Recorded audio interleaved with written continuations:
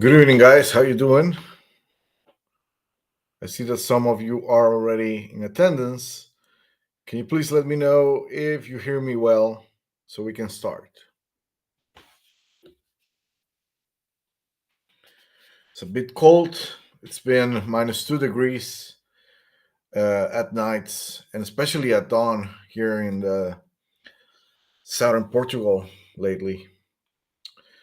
Um, I know that temperature seems ridiculous for those that live in places like, I don't know, Chicago, perhaps New York. My aunt told me that she's at -18 degrees. So I bet that's nice. So today we're gonna basically, okay, perfect. We have sound, we have image, so we're ready to go. Today we're gonna start. I guess the subject is so extended, it's so big that it's impossible to cover it in one live stream. And of course, I'm talking about exposing Israel's Mossad, the intelligence agency that has been um, very talked about, especially during the last decade, especially because of the Jeffrey Epstein scandal.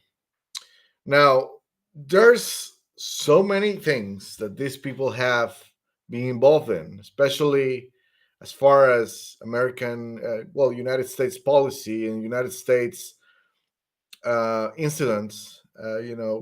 Things such as we can go from the assassination of John F. Kennedy to the USS Liberty, um, to even the participation in World War II by America and also by England, not to mention uh, the World Trade Center, both World Trade Center terrorist attacks, actually.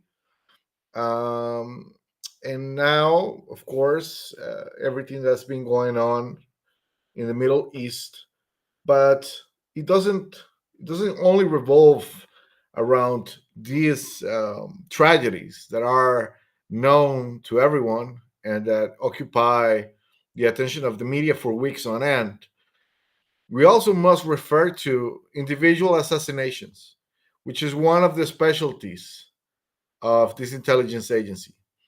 Of course, everyone knows the case of Yasser Arafat, but that's basically the one that they are confident enough where they almost brag about it. In cases like John F. Kennedy and his brother Bobby, they have tried to be a bit more modest.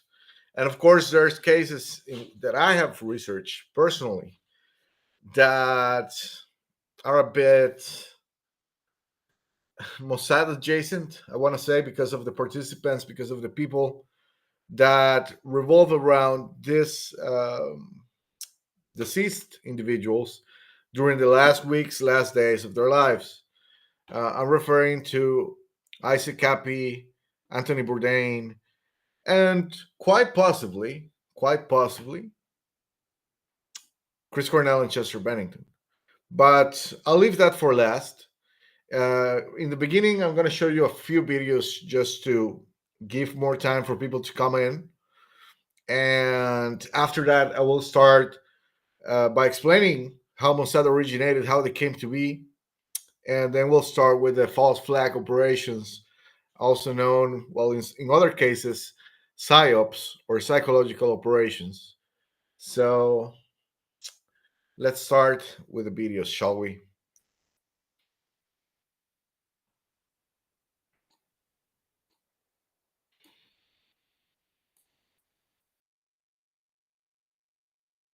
Most evangelical leaders in America are shamelessly eating out of the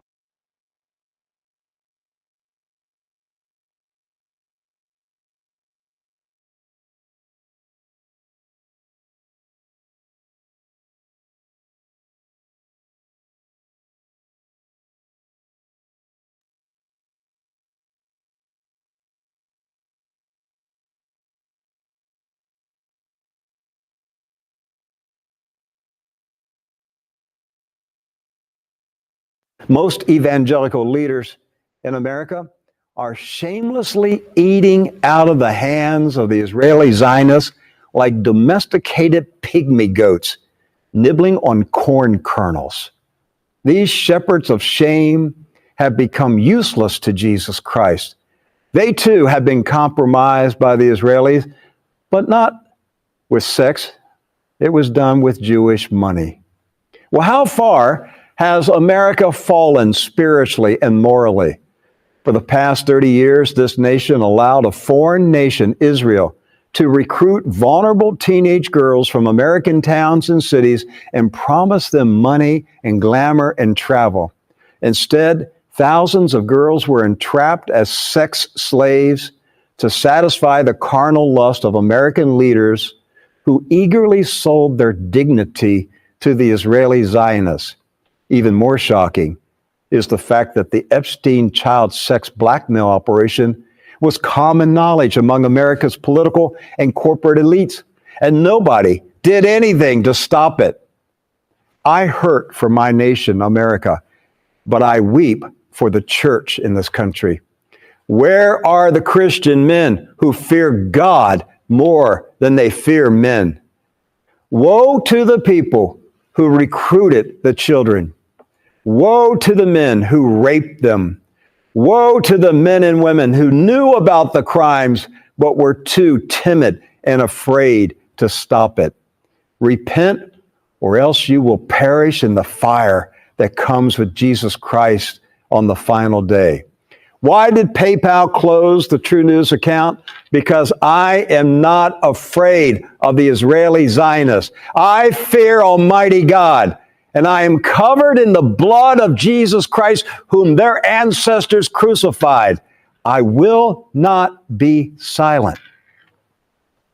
How did you convince Hezbollah to buy this? Well, obviously, they didn't know that they were buying it from Israel. Who did they buy it from, or think they were buying it from? We have an incredible array of possibilities of creating foreign companies that have no way being traced back to Israel, shell companies over shell companies who affect the supply chain to our favor. We create a pretend world. We are a global production company. We write the screenplay. We're the directors. We're the producers. We're the main actors. The world is our stage. Very surprising series of letters between Kennedy and David Ben-Gurion, not only the premier of Israel, but the founder of Israel, in which they're very angry letters, in which Kennedy is saying to Ben-Gurion, I'm killing myself trying to get a nuclear test ban treaty. I've even got de Gaulle on board, and that's impossible. And you keep testing in Dimona. You've got to stop. And Ben-Gurion, thank you, in so many words says, it's easy for you to say sitting in Hyannisport. I'm sitting with the Arabs all around me, and you want me to give up nuclear testing. And Kennedy threatens him. And he threatens him in such a way that Ben-Gurion resigns. And I will tell you that I found articles, not in any crackpot publications, but in very sophisticated publications saying, forget Lyndon Johnson, forget the CIA, forget Fidel Castro. The Mossad killed Kennedy because they were so upset over what he did to Ben-Gurion. I'm in San Diego. My wife and I are at the bar getting a drink, waiting for a table. This guy comes up next to me. He says, "Oh, you were on the USS Liberty." I says, "Yeah, how'd you know that?" He says, "I know." And he had a watch, big, like a camera watch. He had it right in my face. I said, "Hey, but get that thing out of my face, you know." And you just tell me the best thing to do about the Liberties, just leave it alone. Just leave it alone. I said, "Who are you, Mossad?" He says, "Yeah." So yeah, that's intimidation as far as I see it. Was he really Mossad, or was he really wasn't? It didn't matter to me. I got the message. I'm alive from the USS Liberty. I served on that ship in 1967 when it was attacked by the Israelis. supposedly by accident, in neutral waters off the Sinai Peninsula. 34 of my crewmen were killed and 171 wounded. It's now 50 years later. I'm still alive, and it's Memorial Day, and I always think about the men who died, and I still see some of the crewmen. We were attacked by Mirage jets. They strafed us and dropped napalm. And there was 4 torpedo boats, Israeli torpedo boats, circling us, and they fired 5 torpedoes total. 1 hit. We had a hole in the side of the ship, 50 feet by 30 feet roughly.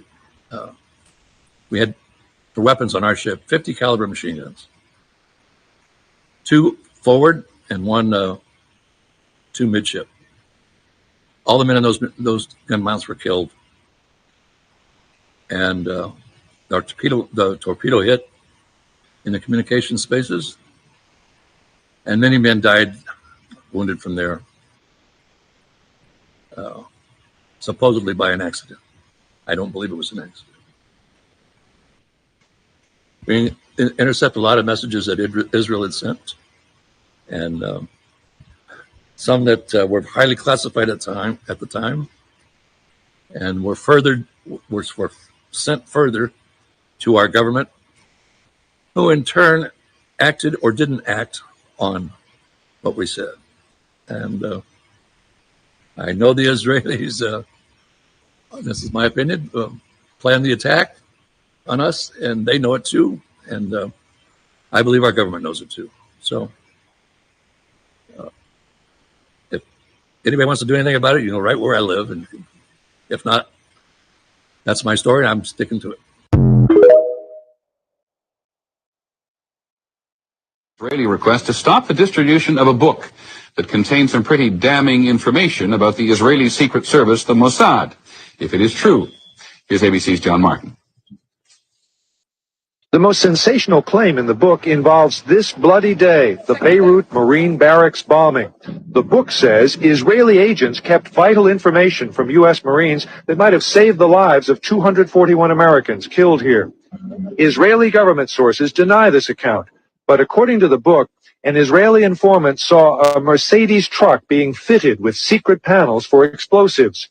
Israeli troops were told to be on the lookout for the truck. But the book says the Israelis intentionally gave the Americans only a vague warning, not mentioning the kind or size of vehicle. The book says Israeli intelligence was willing to let the terrorists succeed to protect their sources and out of contempt for U.S. intelligence. It says agents withheld information on U.S. hostages for similar reasons.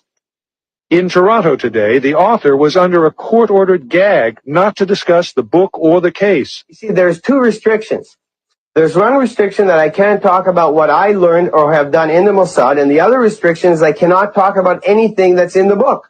Israeli officials confirmed that Viktor Ostrovsky worked for the Mossad in the 1980s.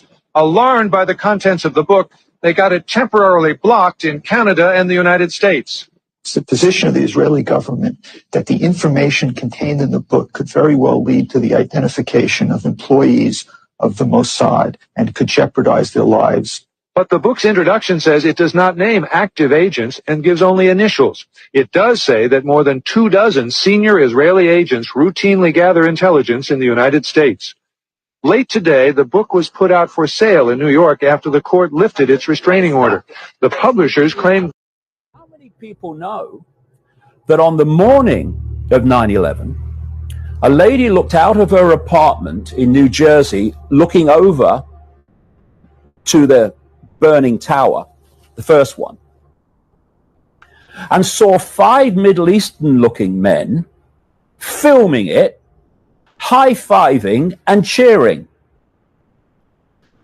She took them to be Arabic.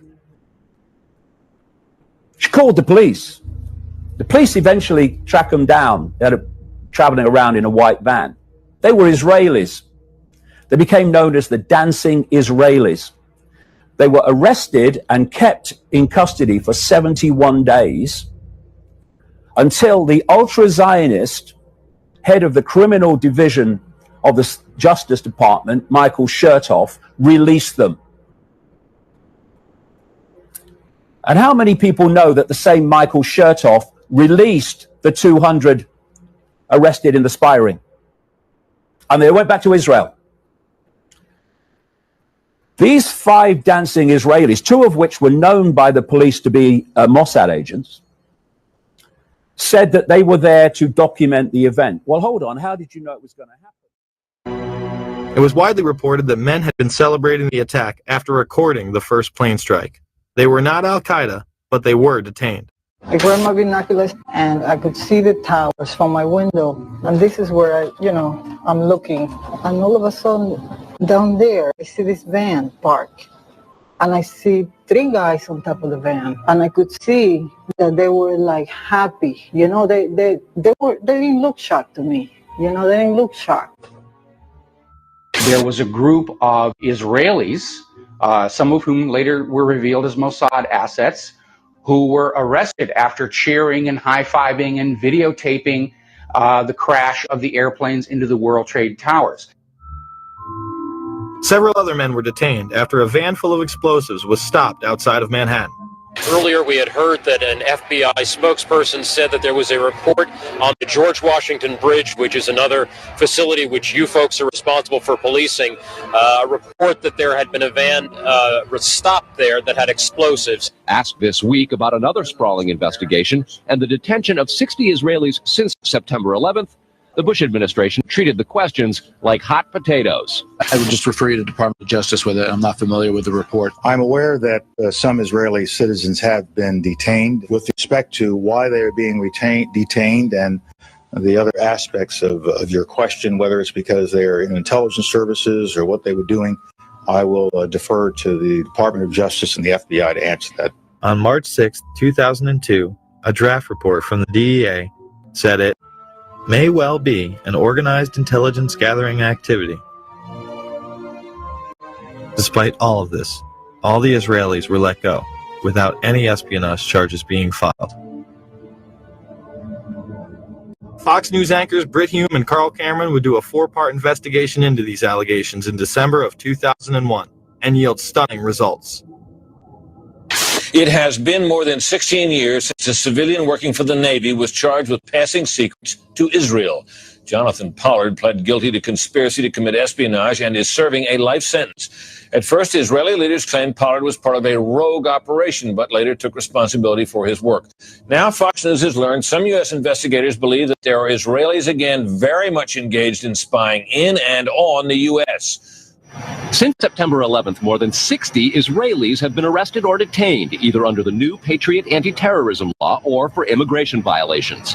A handful of active Israeli military were among those detained, according to investigators, who say some of the detainees also failed polygraph questions when asked about alleged surveillance activities against and in the United States. Investigators suspect that the Israelis may have gathered intelligence about the attacks in advance and not shared it. A highly placed investigator said there are, quote, tie-ins, but when asked for details, he flatly refused to describe them, saying, quote, evidence linking these Israelis to 911 is classified. I cannot tell you about evidence that has been gathered. It's classified information. Now, when the FBI investigated, it quickly unraveled to be the largest foreign spy ring ever uncovered inside the United States, the largest. Even the Soviet Union had not been spying on the United States as much as Israel has been doing. So the FBI started to round up these spies. They started to arrest them very quietly, and they were about halfway through this process of rounding up this spy ring when 9/11 happened. Numerous classified documents obtained by Fox News indicate that even prior to September 11th, as many as 140 other Israelis had been detained or arrested in a secretive and sprawling investigation into suspected espionage by Israelis in the United States. Investigators from numerous government agencies are part of a working group that's been compiling evidence since the mid-90s.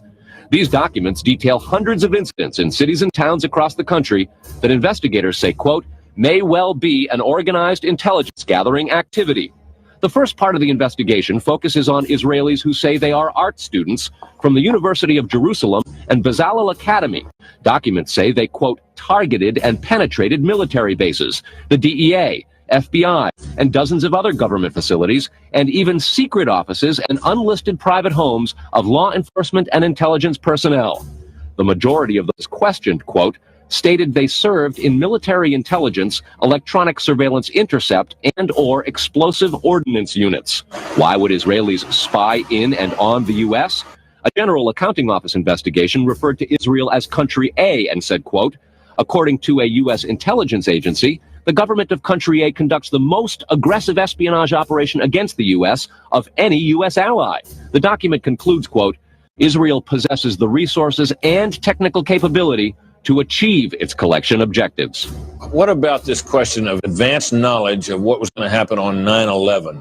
How clear are investigators that some Israeli agents may have known something? Well, it's very explosive information, obviously, and there's a great deal of evidence that they say they have collected, none of it necessarily conclusive. It's more when they put it all together. A bigger question, they say, is how could they not have known? Almost a direct quote, Brett. It is now apparent that this intelligence ring was inside the U.S., had prior knowledge of 9/11, and had a classified role in 9/11, which officials refused to discuss. It was also able to penetrate U.S. intelligence agencies and secret offices, yet all were released. The men who were detained due to the report they were taping the first plane crash and then celebrating and joking about it actually went on television and admitted it was their job to record the attack.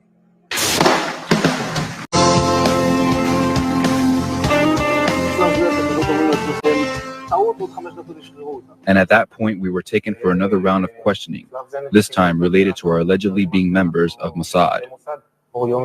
The fact of the matter is, we are coming from a country that experiences terror daily. Our purpose was to document the event. How could they have known about the attack? And who sent them to document it? The evidence points to a large intelligence network inside the United States.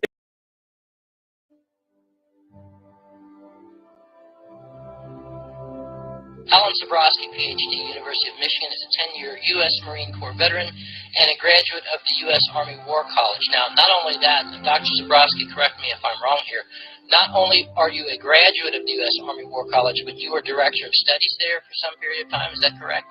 That's correct, for 5.5 years. 5.5 years as director of studies at the U.S. Army War College. You know, of all the things that I would love to be able to have trailing behind my name, Dr. Zabrowski, being the director of studies at the U.S. Army War College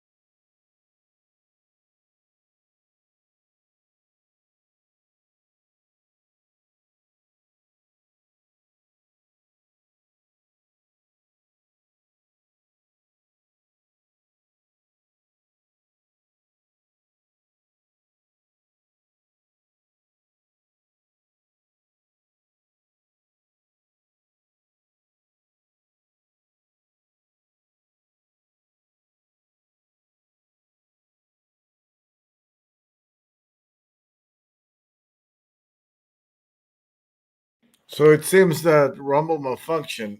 Can you guys let me know when?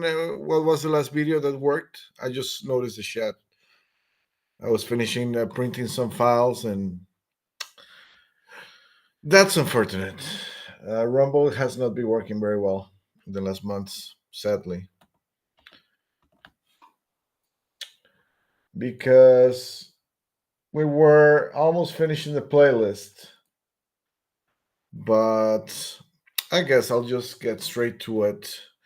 Let me just put, perhaps I'm going to put the last 3 videos while I print the information that I have there.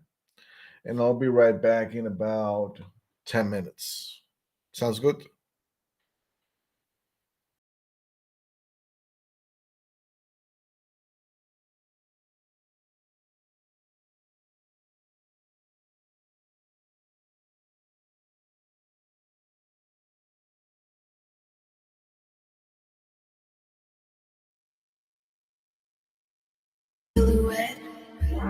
Avoiding every threat. I wanna stay like a cigarette, but I can't do that. No, I can't do that. Hey Internet friends, as we continue to chronicle the strange happenings of 2020 on this channel, between riots and coughs, a rather curious case has emerged, and no, we're not talking about the fake alien invasion, which is certainly scheduled for later this year. Rather, I'm talking about the latest update on Ghislaine Maxwell, who was arrested by the FBI within the last week.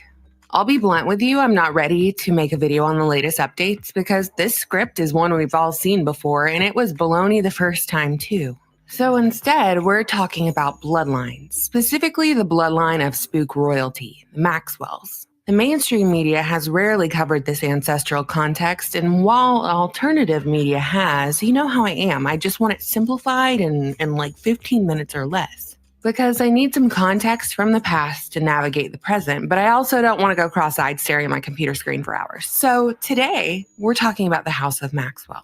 And we're starting with Big Papa Maxwell.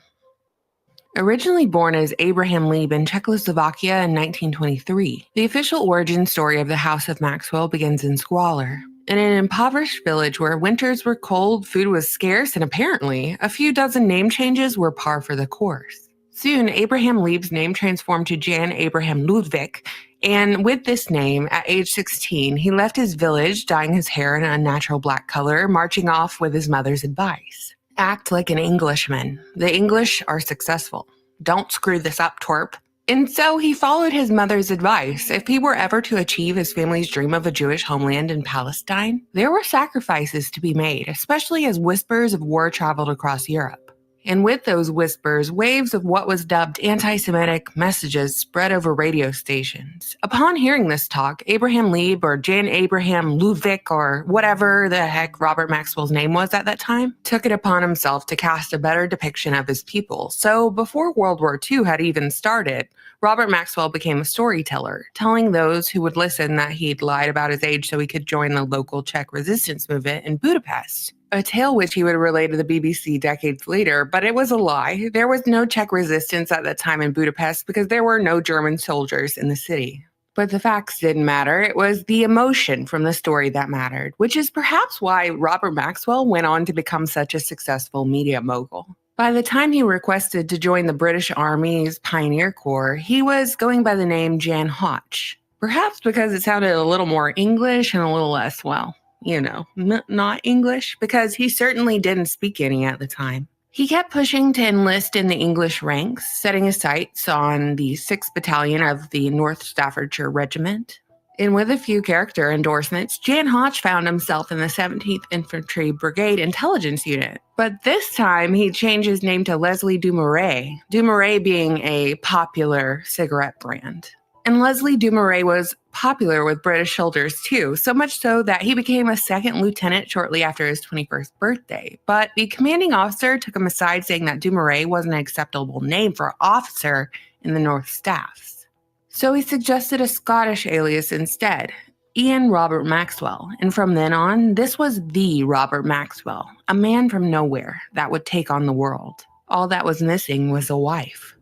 Maxwell no longer had to brag about battles he'd never fought. He was seeing plenty of action in 1944 when he arrived in the newly liberated Paris for a few days of rest and relaxation, where an arranged pairing between Allied servicemen and Parisians was orchestrated by the Paris Welcome Committee. And among the eager ladies was a woman named Elizabeth Maynard, the underfed and frail 23-year-old daughter of a silk merchant with a Protestant middle-class background, who was immediately taken by Maxwell's presence.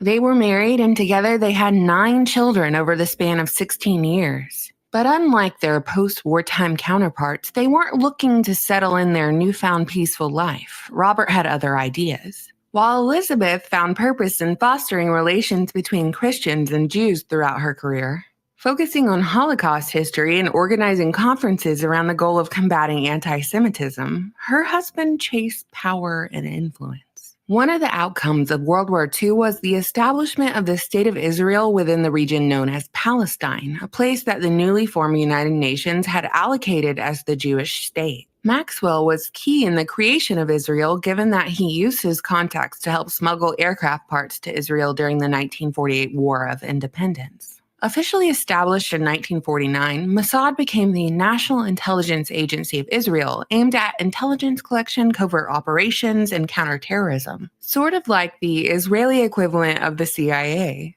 It's assumed that shortly after the establishment of the State of Israel and Maxwell's rise to power, that Maxwell was recruited by Mossad. In 1964, with Maxwell representing the left-leaning Socialist Labour Party, he was elected as a member of parliament for Buckingham and re-elected in 1966. After his government run, Maxwell had used his contacts in the Allied occupation to build his business empire, becoming a distributor for a scientific book company and then eventually buying a controlling stake in a publisher by the name of Butterworth Springer, whose name was changed to Pergamon Press and then catapulted to prolific greatness. Pergamon, which would have been located in modern-day Turkey, was an ancient Greek city known for its altar, the Pergamon altar, also known as the seat of Satan, that was brought over to Berlin in 1930. I thought that was an interesting aside, but moving right along, not only did Israeli intelligence take an interest in Maxwell's publishing companies, specifically the scientific journals he published, but the KGB also took notice, as did MI6. Intelligence agencies of every country did deal in one thing after all: information, the flow and collection of it. As electronic communications became more refined over the decades, a software called Promise software was developed for the specific purpose of monitoring and managing federal government databases and was bankrolled by the U.S. Department of Justice. It was licensed under the condition that the U.S. did not modify or distribute the software. Well, that promise didn't last long because, as the story goes, it was realized that the program had more capabilities than the original intended use, which was to monitor court cases. But someone figured out if they sold the software to banks, the program could actually electronically spy on folks in real time, specifically monitoring the flow of money. Under the guise of protecting U.S. national interests, U.S. intelligence took the program to an Indian reservation, and the program was altered to create a backdoor to allow government spying. As the story goes, Israel wanted to buy the software but couldn't afford it, so they stole it and became a vendor for the software. Well, guess who had access to Promise and the back door? You guessed it, Robert Maxwell. One of Promise's stories was that it was sold to Middle Eastern arms dealers and even allegedly used by Osama bin Laden to obtain intel on the U.S. that led to the attacks of 9/11, if you believe that official story. In 1984, Maxwell acquired Mirror Group newspapers, which included the Daily Mirror. And pretty much everyone who worked at Mirror Group said Robert Maxwell was a crook and a liar.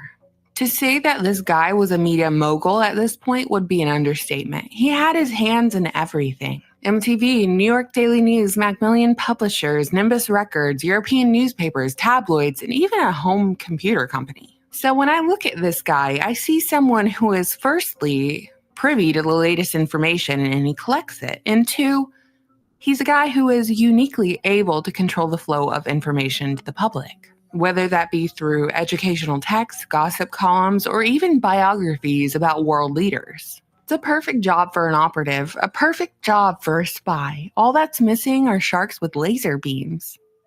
In 1991, Maxwell died a mysterious death off the Canary Islands, where his naked body was found floating off his yacht, named the Lady Glenn after his daughter. There is much debate over the cause of his death, whether it was a result of a heart attack, suicide, or hit job. Either way, he had a lavish funeral in Israel, and the Israeli Prime Minister eulogized him, saying that Maxwell had done more for Israel than can today be said. It's debated whether Maxwell was Mossad or Israeli military intelligence, and where his actual loyalty rested, as the billionaire publisher was rumored to have spoken 8 languages fluently and was an asset for MI6, KGB, and Mossad. It appears his main loyalty was to Israel, but when you behave the way Maxwell did, I wonder if your only loyalty is really to yourself.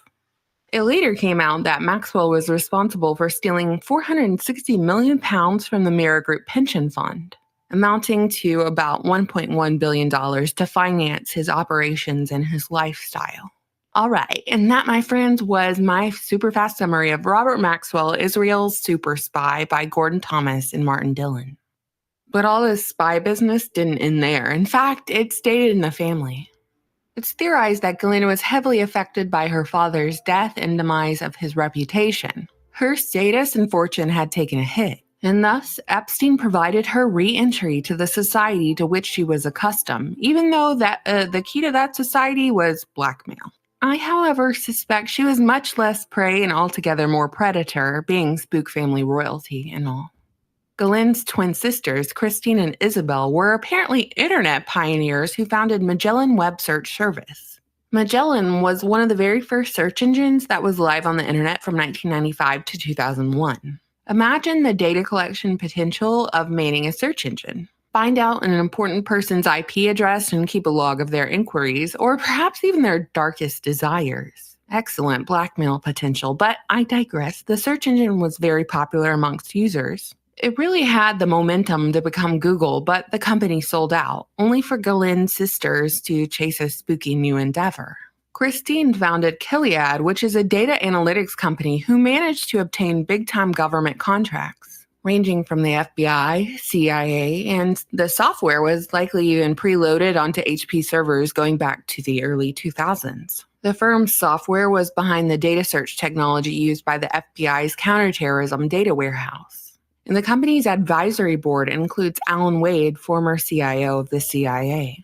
So at this juncture, since we've seen it before and history repeats, we ask, does Gilead have a backdoor much like Promise software that Papa Maxwell used and it was sold to foreign governments? Christine is not an American, and a quick Google search and understanding of her family background would lead you to believe that her loyalty lies with Israel. So how and why did Gilead get contracts with the United States government to surveil individuals under the guise of counterterrorism? The line of questioning becomes even more damning when we factor in Our Lady of the Hour, Ghislaine Maxwell, and the accusations of running a sexual blackmail operation with the abuse of underage victims, then turning around to weaponize that abuse to blackmail individuals for, presumably, political gain, as she's been accused numerous times of being a Mossad operative. Seriously, the continuous thread here is Mossad, so what do you Mossad people want? Can you just come out with your list of demands already and get it over with? What are normal people supposed to do with the idea that some of the most powerful people in the world, the people who run their governments, their media, whatever, people with access to the nuclear codes, are controlled by sexual blackmail with minors?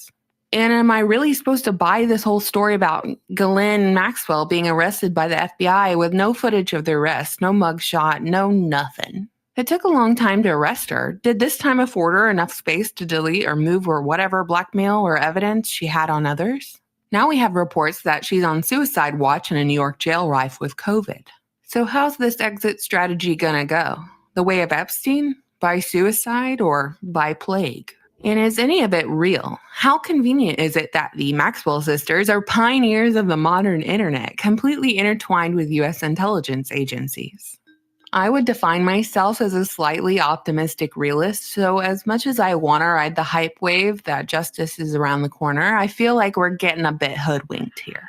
A family of foreign spies who've influenced United States policy, intelligence agencies, news media, and even the internet? Well, they seem like a tricky bunch. What do you think, internet friends? You know, I always look forward to your comments. Thank you so much for watching, subscribing, and supporting me on Patreon. Bye. I'm just a fake silhouette, avoiding every threat. I wanna stay like a silhouette, but I can't do that. No, I can't do that. I was in the United States, being trafficked in the United States by a powerful billionaire who was basically triaging me and training me in his homes. Who is this? I'm not saying who that is yet. I have to be careful what I say. Would this be a person we would know? Definitely, you would know the name. Alive or dead? Dead. He was, he was taking me here. I was in the United States, so I was either in his homes, 3 of his homes I spent time in, or I was in the room in the daytime sometimes, in a bedroom, or I was even at a family's near DC for a week, basically parked in a family, nice family that treated me well, probably satanic family, and that were very happy to do a favor for this man. After that, was taken to Germany, and I was there for another month in a facility in Heidelberg for what was my mind control training. And this is 1972, and I was 9 years old. Mind control training at 9 years old. Yeah. Why did they take you there?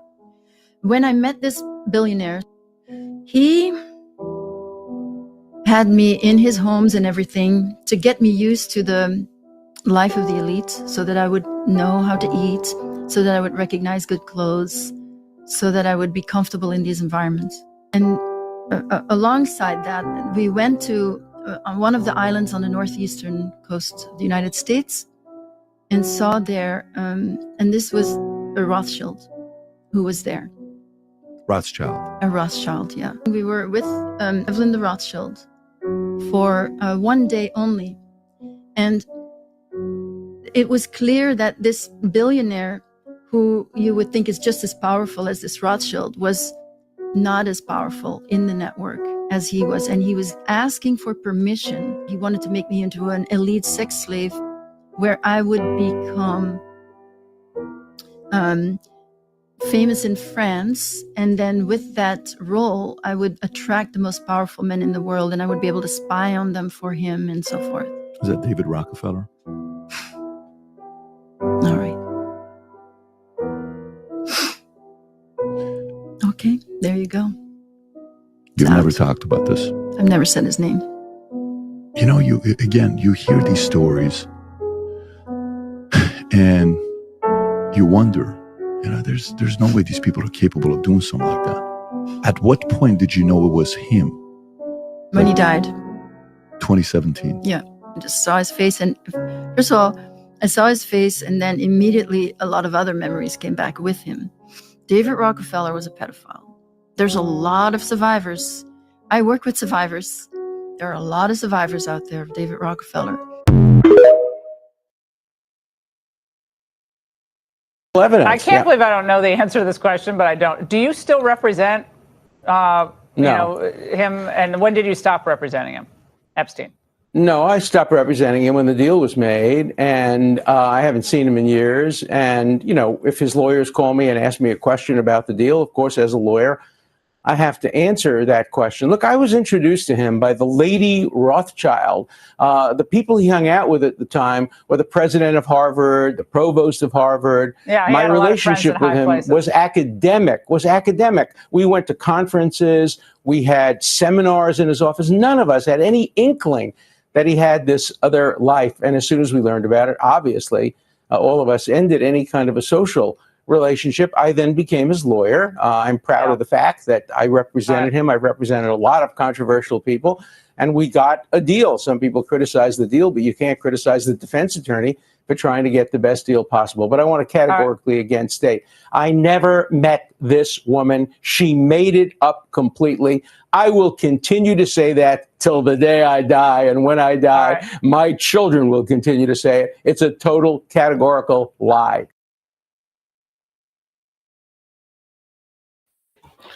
There you have it. That was Alan Dershowitz, a professional liar, if you ask me.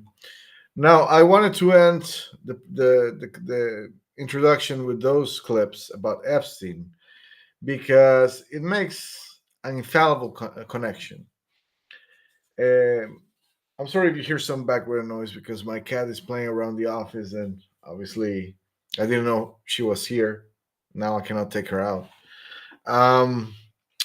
Dershowitz tells the reporter on the last clip that he was introduced to Epstein by Evelyn de Rothschild, which happens to be the woman that supplied Annette, what's her name? Annette Lucas to David Rockefeller. So the Rothschilds have been very involved in the not only in the Epstein operation, but in the blackmail operations carried by Mossad in general for decades, if not centuries. One of the things that I must make clear is that, of course, the aim of these streams exposing Mossad is mostly political. It's not religious. And one of the things that I want to avoid is for people to think, oh, well, this guy is against Mossad, so he must be for Palestine. I'm not for either. I am a libertarian in principle, and I'm a conservative at the same time. So I'm of the mentality that we shouldn't involve ourselves in any proxy war, even if it's Ukraine, Russia, or Israel, Palestine. Europe and America should stay out. They should focus on solving their internal struggles and fortifying their economies and their defense, especially Europe, which Europe has basically depended on the United States for their defense ever since World War II, and it's been a process that it's been progressing every decade. Not even if you look at the military power that countries like Germany or England or France have is ridiculous compared to the military forces of China, the United States, or even Israel for that matter. So I am not for Palestine. I'm not for Israel. I'm for the Western countries. I'm for America because my mom is American. I have tons of family living there, tons of friends, and I'm for Western and Central Europe. And that's where I live, and I consider myself European and American in the sense that my family roots, and growing up in Central America myself, obviously I look after my family first, and then I look after my country, and that's the way it goes. For me personally, to finish off the religious thing, I don't think the three Abrahamic religions are compatible. I think they're opposites for the most part, and the whole what's this buzzword that they give us, Judeo-Christian society or Judeo-Christian values thing is, for me, it's a scam. It's a well-crafted, manipulative buzzword that some of these people at the CIA or Mossad, or even going back to secret societies like the Templars or the Freemasons, crafted very carefully to manipulate public opinion into thinking that we should always, no matter what, back up Israel. And it's not like that. First of all, wars are not football games. You're not supposed to pick a side like it's a freaking, like there's not children and women being killed and raped on either side. Whatever you do, you're not gonna be ever be supporting a side that is doing those things.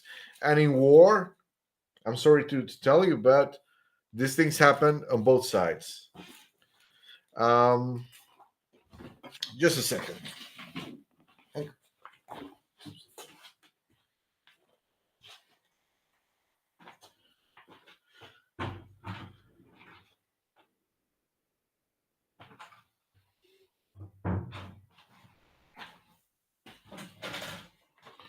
Okay.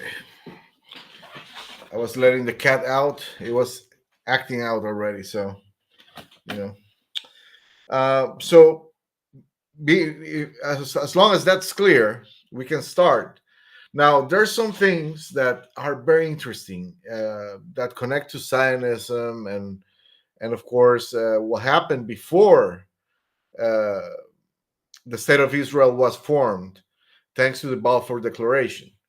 The participation of America in World War One, and of course everything that happened in Russia before that, and what happened with Franz Ferdinand. Uh, I was meaning to show her, but she didn't want to come. She's on one of those days. But I'll try to bring her over after our second break. Um, Now, what happened in World War II is double. I think it's super interesting because, of course, you have to take everything with a grain of salt. As far as what happened with Hitler and the Nazis and all that. I'm against fascism and communism because I'm against tyranny. Now, of course, if I were to align my political views with either side, be either Hitler's Germany or what's his name's uh, Soviet Union, um, Stalin's Soviet Union. Of course, I would be inclined to say that politically, I agree more with the guy with the mustache.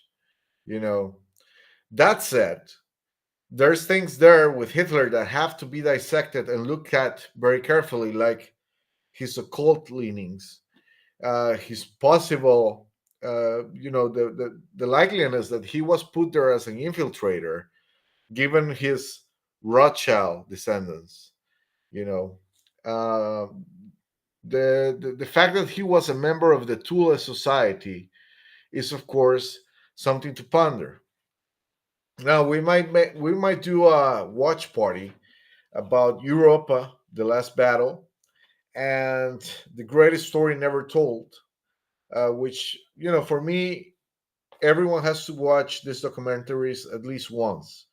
Even if you are completely against who this guy was, referring to Hitler, you need to watch this and then go and fact check the information they're giving you on this documentary and find out what the truth is.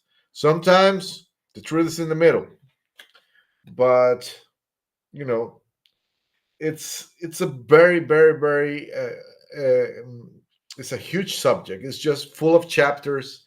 So we're gonna touch some of the first ones that happened during the 20th century, and we're gonna start with, of course, the the fact that these religious wars, as we see them today, happening everywhere. In the Middle East, in the middle of the street where you live, in the streets of London, Rome, Paris, Jews, Muslims, and Christians lived side by side in peace in Palestine before the Rothschilds purchased the country from Britain during World War One via the Balfour Declaration. This has been confirmed by Lord Jacob Rothschild, who stated his family created Israel, an achievement that took them around 3,000 years of planning. So a lot of people think, and especially those that still are not convinced what we're dealing against, that these people's plans, Machiavellian plans to dominate the world, um, are generational. Just like these families have uh, initiated and continued a culture of mind control and blackmail inside their own families, where they abuse themselves and stuff like that. They groom their own children to perform certain parts in the big stage of the world, which is usually where this Mossad agents and Mossad leaders have been perfecting the arts of psychological operations. The wealthy Ashkenazi Jewish noble banking family originally hails from Frankfurt, Germany, and is rumored to use Mossad as their personal toy.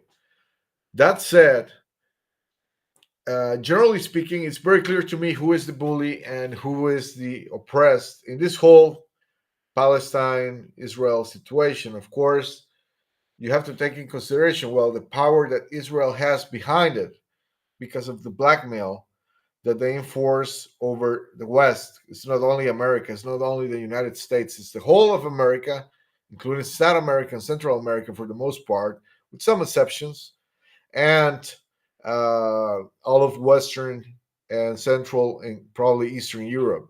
Now, the Rothschilds are in charge of the central banking system. Supposedly, because I don't even buy that, the only 3 countries or 4 countries that are currently not under Rothschild control are the ones that America has been most notorious to demonize. It could be North Korea, Venezuela, and Iran. But in my opinion, all of these players, from Nicolas Maduro and Hugo Chavez before him, and whoever is empowering Iran, and Kim Jong-un and Kim Jong-il, all these guys, they are to some extent part of secret societies, and it's all, I guess they all work for the same handlers somehow. There might be disagreements every once in a while, in my opinion. There's a lot of ego, there's a lot of personal interests involved, but in the end, if you get out of line, they just take you out and they replace you with someone else. So that's what usually happens. A lot of these notorious killings, where it comes to political figures, it's usually because they got out of line or they wanted to push an interest before the interest of the whole cabal, and that's when. So the main subject at hand is the terrorism perpetrated by organizations like Mossad, the IDF, and the so-called private intelligence agency Black Cube Intelligence. I have personally dealt with agents of Mossad and Black Cube Intelligence who were posing as something else to get close to people like me and others, mostly survivors and whistleblowers. And that really got heavy around 2019, 2020. Luckily for me, it has decreased a great deal. I don't know if it's, I don't know if it's because I'm not over the target anymore. I wouldn't say that. I think I just know how to handle it better nowadays. I know how to keep myself out of trouble more efficiently. On that same note, it is important to highlight that the Israeli Defense Forces are the national military of the State of Israel. It has 3 service branches: the Israeli Ground Forces, the Israeli Air Force, and the Israeli Navy. The IDF is headed by the Chief of the General Staff, who is subordinate to the Israeli Defense Minister. On the orders of First Prime Minister David Ben-Gurion, the IDF was formed on May 26, 1948. This is the same guy that Kennedy allegedly forced to resign, because I guess Kennedy has some things on him, just like probably they had some things on Kennedy. But you see, in my opinion, Kennedy was getting out of line in certain things, especially involving Israel, their nuclear program, and the involvement of AIPAC in American politics. Now, he knew that Mossad was basically controlling the CIA.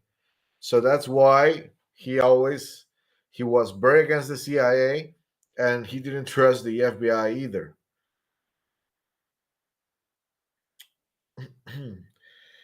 The IDF began to operate as a conscript military, drawing its initial recruits from the already existing terrorist paramilitaries of the Haganah, the Irgun, and the Lehi.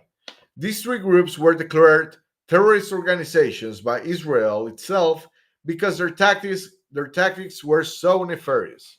So the IDF is formed out of three paramilitary contractors that work for Israel that Israel itself designed as terrorist groups. So for you to have an idea that the IDF is not even on the same level as Mossad is, and they were formed by these three very dangerous groups.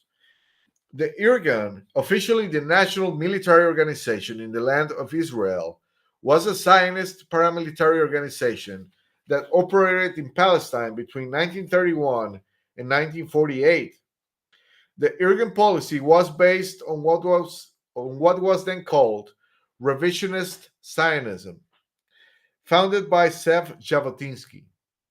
Two of the most infamous operations for which the Irgun were known was the bombing of the British administrative headquarters for Mandatory Palestine in Jerusalem on July 22, 1946, and the Dar Yassin massacre that killed at least 107 people, 107 Palestinian Arab villagers, including women and children, carried out with Lehi on April 9, 1948. The organization committed acts of terrorism against Palestinian Arabs as well as against the British authorities, who were regarded as illegal occupiers. In particular, the Irgun was described as a terrorist organization by the United Nations, British and United States governments in media such as the New York Times newspaper, as well as by the Anglo-American Committee of Inquiry, the 1946 Zionist Congress, and the Jewish Agency. Albert Einstein, in a letter to the New York Times in 1948, compared Irgun and its successor, Herut Party, to Nazi and fascist parties and described it as a terrorist, right-wing, chauvinist organization. Following the establishment of the State of Israel during the 1948 Palestine War, the Irgun began to be absorbed into the newly created Israel Defense Forces, the IDF. Conflict between the Irgun and the IDF escalated into the 1948 Altalena affair, and the Irgun formally disbanded on January 12, 1949. The Irgun was a political predecessor to Israel's right-wing Herut, which led to today's Likud party. Likud has led or been part of most Israeli governments since 1977. The Institute for Intelligence and Special Operations, popularly known as Mossad, is the national intelligence agency of the State of Israel. It is one of the main entities in the Israeli intelligence community, along with Amman and Shin Bet. Mossad's director answers directly and only to the Prime Minister, currently Benjamin Netanyahu. The organization is alleged to have been involved with many blackmail and assassination plots worldwide. This includes multiple false flag and psychological operations. Mossad was formed on December 13, 1949, as the Central Institute for Coordination at the recommendation of David Ben-Gurion to Reuven Shiloh. Now, the Balfour Declaration was issued through the continued efforts of Chaim Weizmann and Nahum Sokolov. We're talking about something that happened back in the day, around 1917. Zionist leaders in London fell short of the expectations of the Zionists who had asked for the reconstitution of Palestine as the Jewish national home.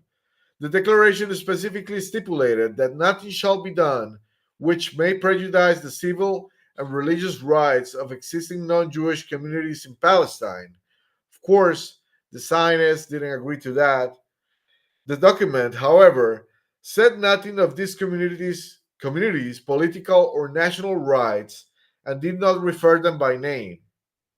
Nevertheless, the declaration aroused enthusiastic hopes among Zionists and seemed the fulfillment of the aims of the World Zionist Organization. The British government hoped that the declaration would rally Jewish opinion, especially in the United States, to the side of the Allied powers against the Central Powers during World War I. They also hoped that the settlement in Palestine of a pro-British Jewish population might help to protect the approaches to the Suez Canal in neighboring Egypt and thus ensure a vital communication route to British colonial possessions in India. The Balfour Declaration was endorsed by the principal Allied powers and was included in the British Mandate over Palestine, formally approved by the newly created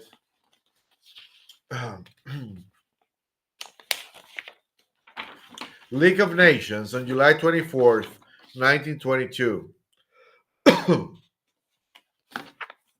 In May 1999, the British government altered its policy in a white paper recommending a limit of 75,000 further immigrants and an end to immigration by 1944, unless the resident Palestinian Arabs of the region consented to further immigration. Zionists condemned the new policy, accusing Britain of favoring the Arabs.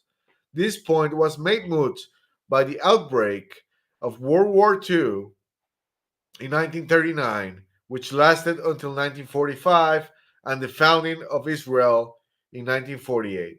So, whatever conditions, humanitarian conditions they had agreed upon, that was pretty much thrown into the trash thanks to the worldwide belly conflict that was blamed, of course, on Germany, Japan, and Italy, the Axis, when in reality it was always a scheme that had been planned for centuries, because this wasn't even, it had nothing to do for the most part with the Rothschilds.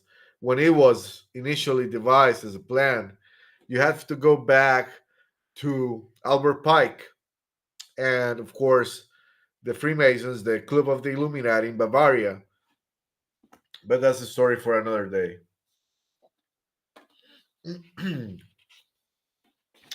Now, let me see here real quick.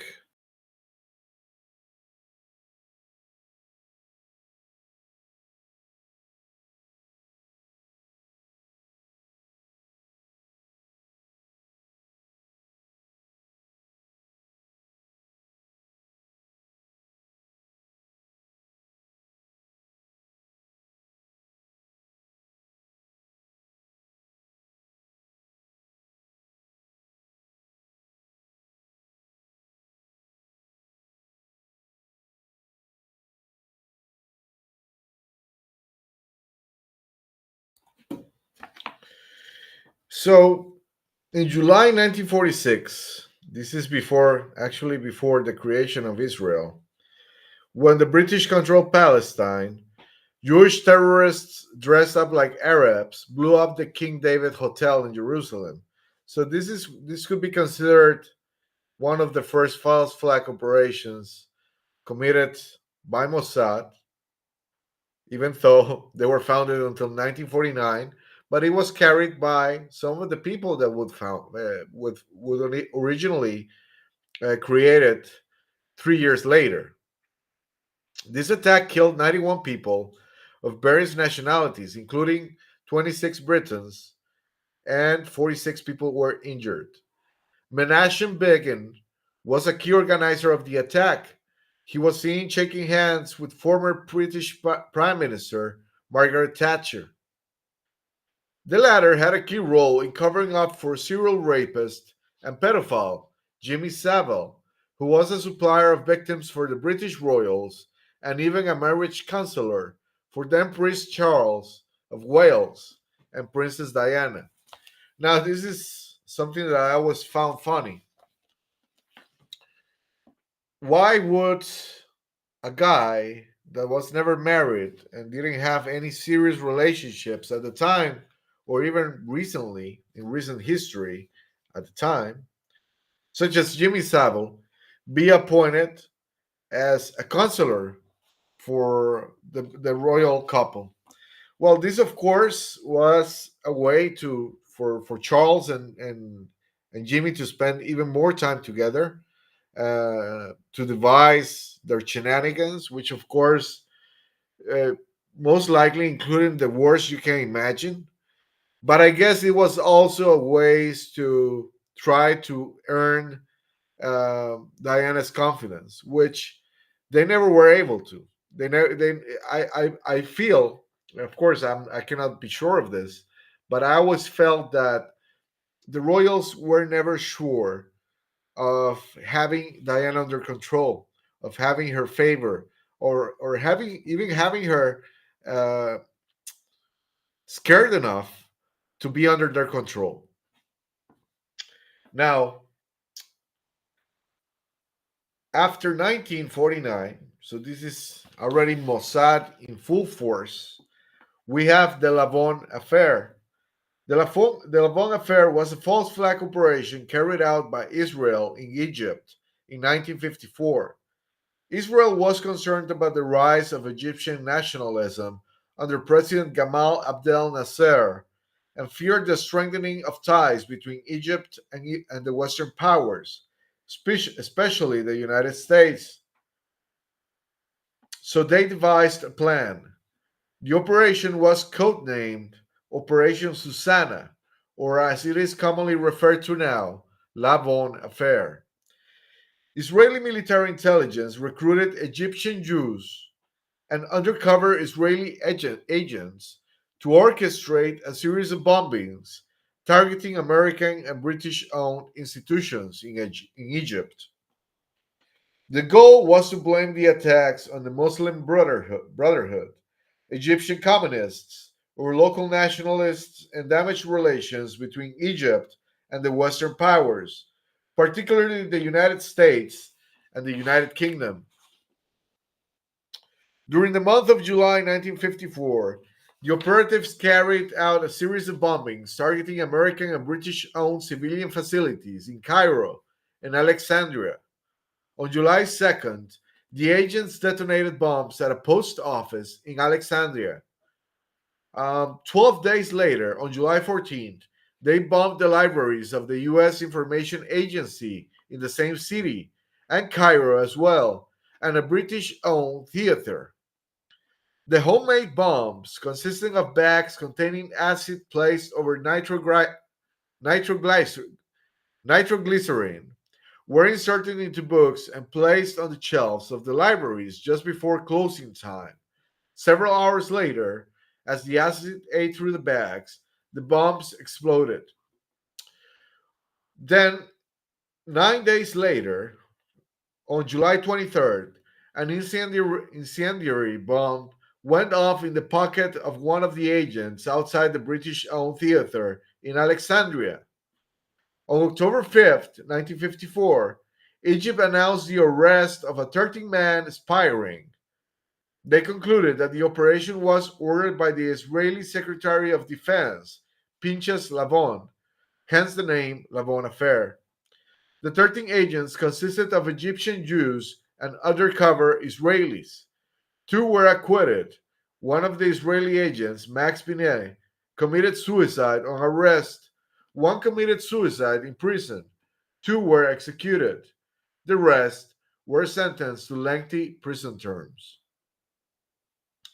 The Lavon affair meant that Israel lost significant standing and credibility in its relations with the US and the UK, which took years to repair. Kennedy was very aware of this, and hence his reluctance to enable their nuclear program and his intention to label AIPAC as a foreign agent. They changed their name and never registered. That AIPAC has now purchased over 90% or more of the seats in the current US Congress.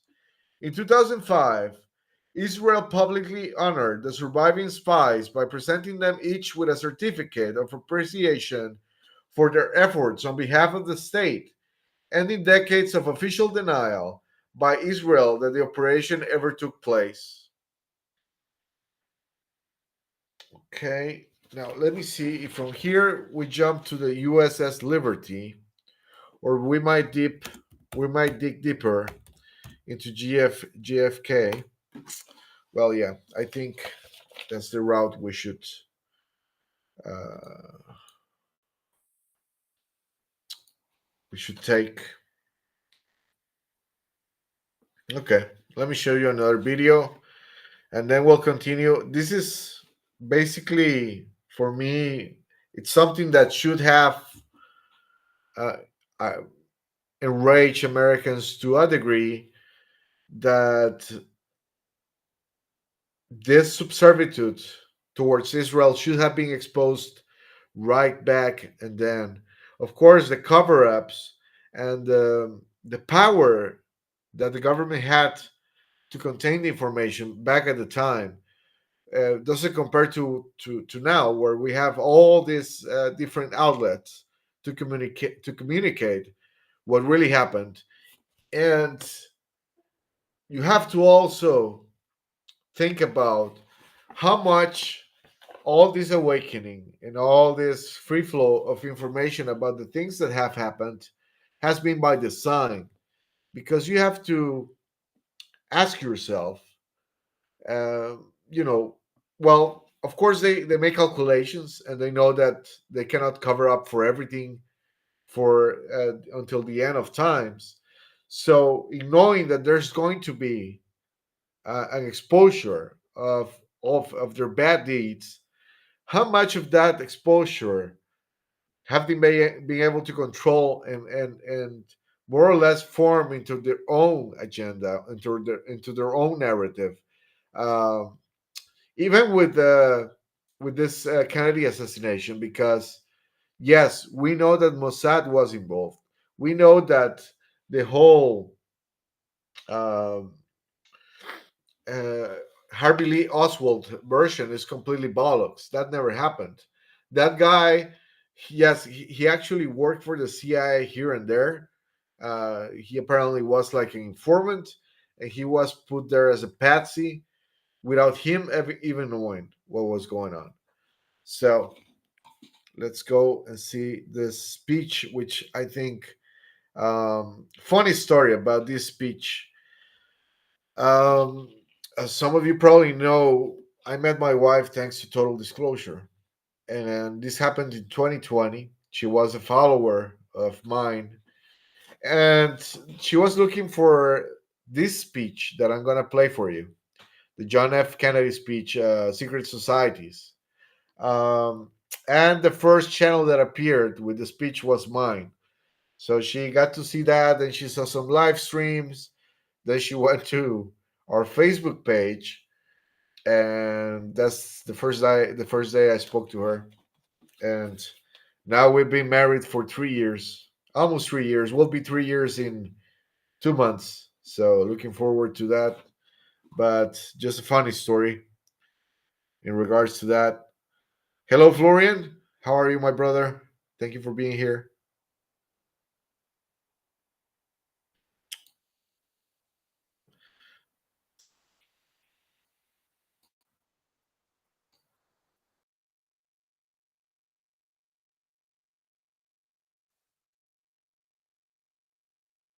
The very word secrecy is repugnant in a free and open society.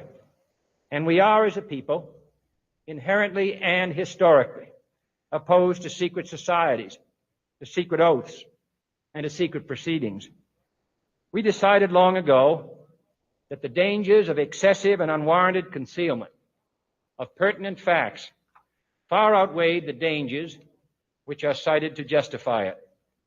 Even today, there is little value in opposing the threat of a closed society by imitating its arbitrary restrictions.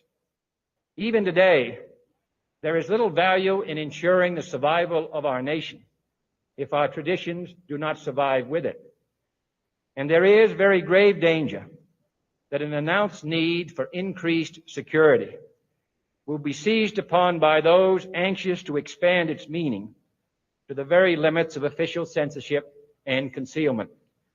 That I do not intend to permit to the extent that it's in my control.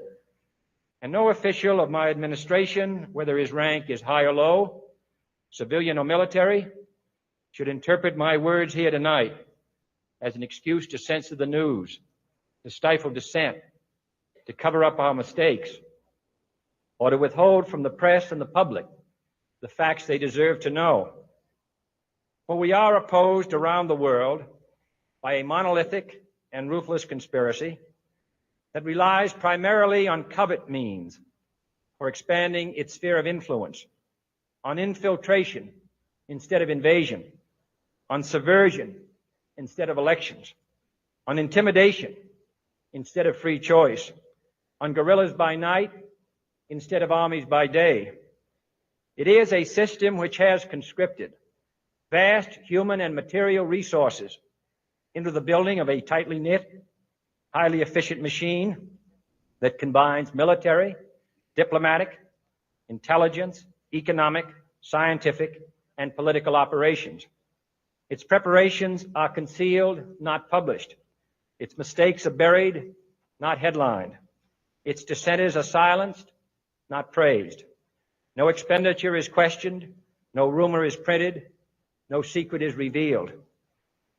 No president should fear public scrutiny of his program, for from that scrutiny comes understanding, and from that understanding comes support or opposition, and both are necessary.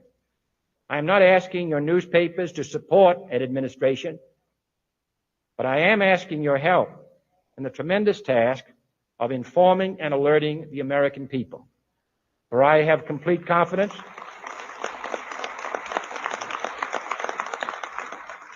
in the response and dedication of our citizens whenever they are fully informed. I not only could not stifle controversy among your readers, I welcome it. This administration intends to be candid about its errors. For as a wise man once said, an error doesn't become a mistake until you refuse to correct it. We intend to accept full responsibility for our errors, and we expect you to point them out when we miss them.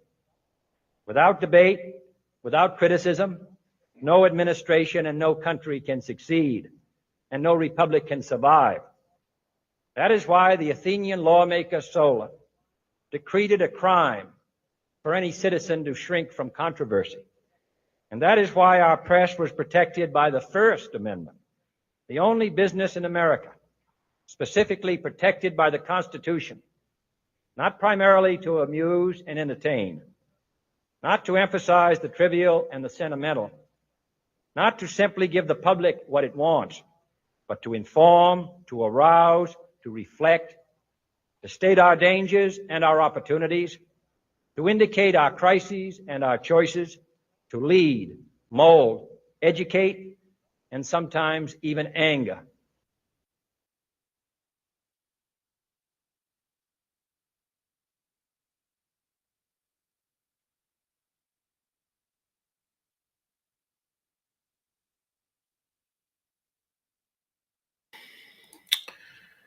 Well, as you can see there, this is my BitChute channel. And this video I uploaded, it's been a while. Let me just check here when it was. The speech took place on April 27th, 1961, by the way. And I uploaded it 5 years ago, something like that. So 2019, I guess. 2020, 2019.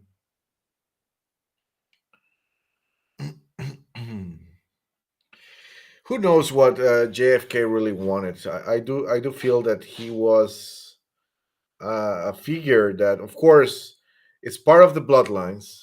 You have the Kennedys there listed, and you have a lot of members of that family who have been involved with shady stuff. Of course, then there's the whole fiasco with Marilyn Monroe, which, she was obviously a mind control kitten sex slave and was used to blackmail John and Bobby. But at the same time, it seems that John and Bobby might have done a number on her as well. If you look at the different versions of different theories on who killed Marilyn Monroe, then you have their names coming up, And I really don't. I cannot tell you which theory is the right one, because I have not spent the proper time researching it. I just casually watch films here and there, done some reading. But for me to form myself a strong opinion on anything, I need to research it for days on end, weeks on end, sometimes, most times, even months. Otherwise, I'd rather just have an open mind and try to see and check whatever people sent me. Now, the the structure of this podcast, I guess, is going to be 2 or 3 episodes of exposing Mossad. It's going to be a little bit of the data that I have compiled myself from different sources online, and at the same time, we're going to do a watch party. So today, we're going to watch a 1 hour documentary titled, let me see here, I just got it today. I need to add it to the website, actually, to totaldisclosure.net. You guys need to register if you haven't. And if you acquire a membership, you'll get access to over 200 exclusive deep dives that I have made, documentaries, mostly covering high profile murders. But there's a bunch of stuff there, different things. The documentary is called Israel and the Assassination of the Kennedy Brothers. So let's give it a try, and I think it will be something that will fill up the holes on some of the things, because most people have already watched what's the name of this film, A Rich Man's Trick, which does a great job in setting up the different interventions that Mossad has had with JFK, 9/11, but somehow, for the most part, they avoid to name names, and it's a very old documentary, so you have to take that into consideration, that perhaps the information available then cannot be compared to what we have available now. So, without further ado, let's see this film. Ask not what your country can do for you. Ask what you can do for your country. President Kennedy died at 1 p.m. Vice President Johnson has become the 36th President of the United States. I didn't shoot anybody, sir. I haven't been told what I'm here for. I'm just a patsy.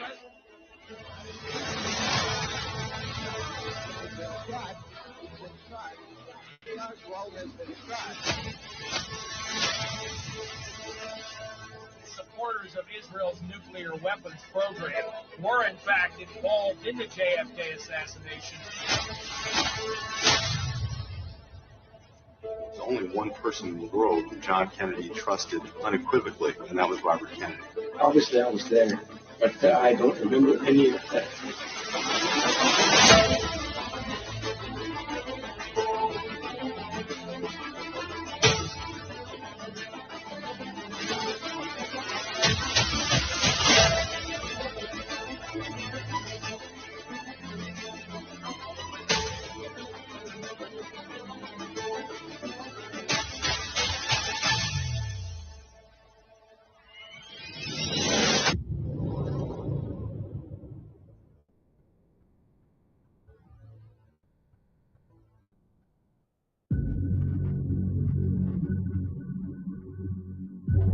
Just after midnight on the 6th of June, 1968, Senator Robert Kennedy, candidate to the presidency of the United States, was shot in a back room of the Ambassador Hotel in Los Angeles. He had just been celebrating his victory at the California primaries, which made him the most likely Democratic nominee for the presidential election.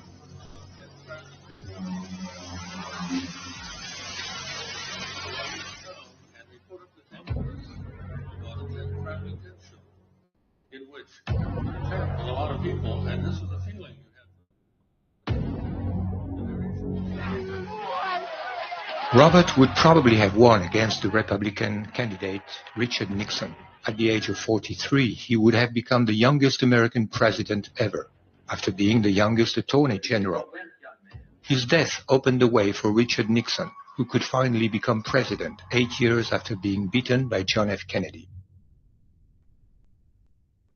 John had been assassinated 4 years and a half before Robert. Had he survived, he would probably have been president until 1968, and his brother might have succeeded him. Instead of that, John's vice president, Lyndon Johnson, took over the White House in 1963. He became so unpopular that he retired in 1968. Interestingly, Johnson became president the very day of John's death and ended his term a few months after Robert's death. He was in power at the time of both investigations. Both investigations are widely regarded as cover-ups. In each case, the official conclusion is rife with contradictions. We are going to sum them up in this film, but we will do more. We will show that the key to solving both cases resides in the link between them, and we will solve them beyond a reasonable doubt. Strangely, we rarely hear about the Kennedy assassinations as a plural. John's death in 1963 and Robert's in 1968 are generally treated as two unconnected tragedies, rather than as serial murders. When both killings are connected, it is by the nonsensical notion of a curse on the Kennedy family, rather than by the hypothesis of a common commissioner. This theme of the Kennedy curse, in which is included the plane accident that cost the life to John Kennedy Jr., is often associated to the alleged sins of John and Robert's father, Joseph Kennedy. A more rational explanation must take into account that John and Robert were more than just brothers. They were connected by an unshakable loyalty. All Kennedy biographers stress the absolute dedication of Robert to his elder brother. Robert had successfully managed John's campaign for the Senate in 1952, then his presidential campaign in 1960. John was deeply grateful for his support. Great appreciation to my brother Bobby, who has directed all our primary campaigns and the organization in all of them, as he did in my campaign for the Senate in 1952. And of course, he has been the most essential figure.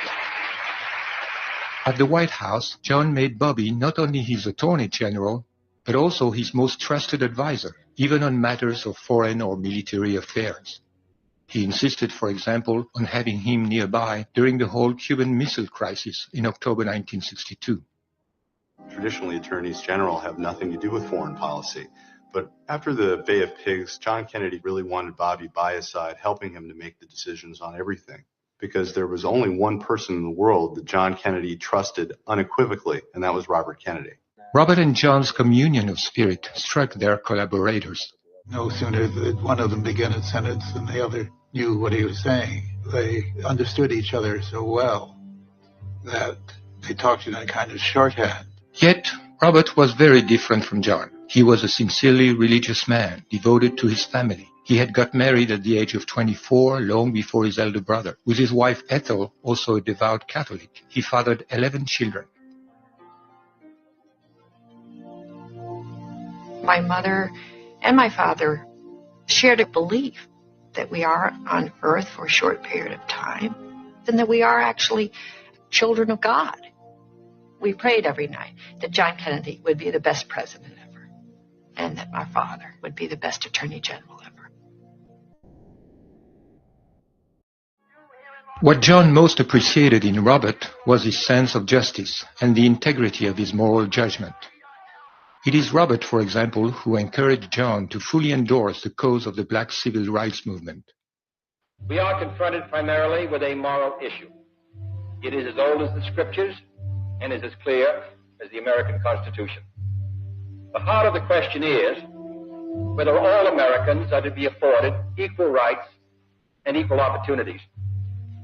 Whether we are going to treat our fellow Americans as we want to be treated. It was probably the first time in the history of our country that an American president would say that the question of civil rights, the question of race, was a moral issue. And he had the encouragement of Robert Kennedy to push him in this direction.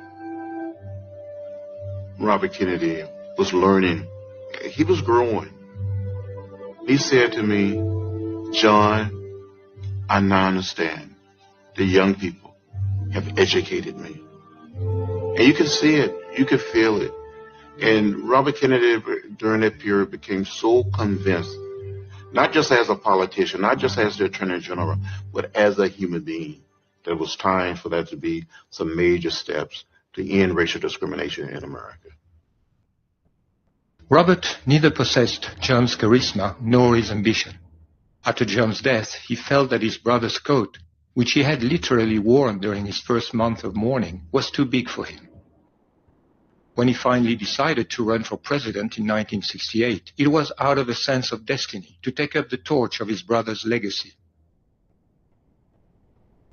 Robert knew that he was, in the eyes of millions of Americans, the legitimate heir to the murdered king, as well as his avenger. His public appearances led to displays of enthusiasm never seen before for a presidential candidate, and his total lack of concern for his own security only increased his prestige.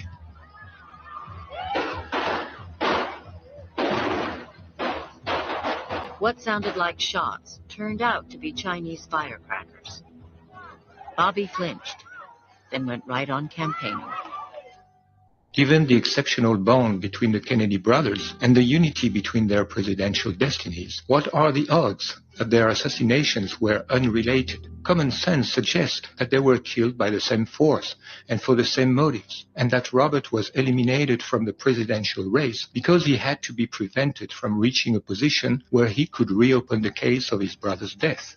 Was there in 1968 any objective reason to believe that he intended to do that? That is the first question we must answer.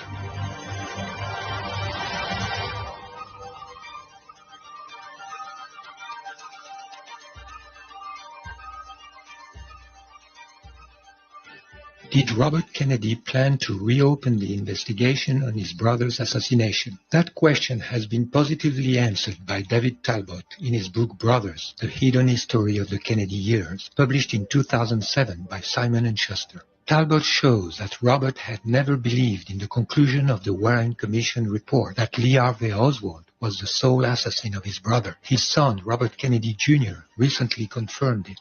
Knowing what to expect from Johnson, Robert had refused to testify before the Warren Commission, but he was compelled to write a statement saying that he knew of, quote, no credible evidence to support the allegations that the assassination of President Kennedy was caused by a domestic or foreign conspiracy, end of quote. To his close friends who asked him why he wouldn't voice his doubt publicly, he said, "There is nothing I can do about it, not now." Robert was alienated and closely monitored by the new president, Lyndon Johnson, and his friend, FBI Director Edgar Hoover. Although still officially Attorney General, he knew he was powerless against the forces that had killed his brother.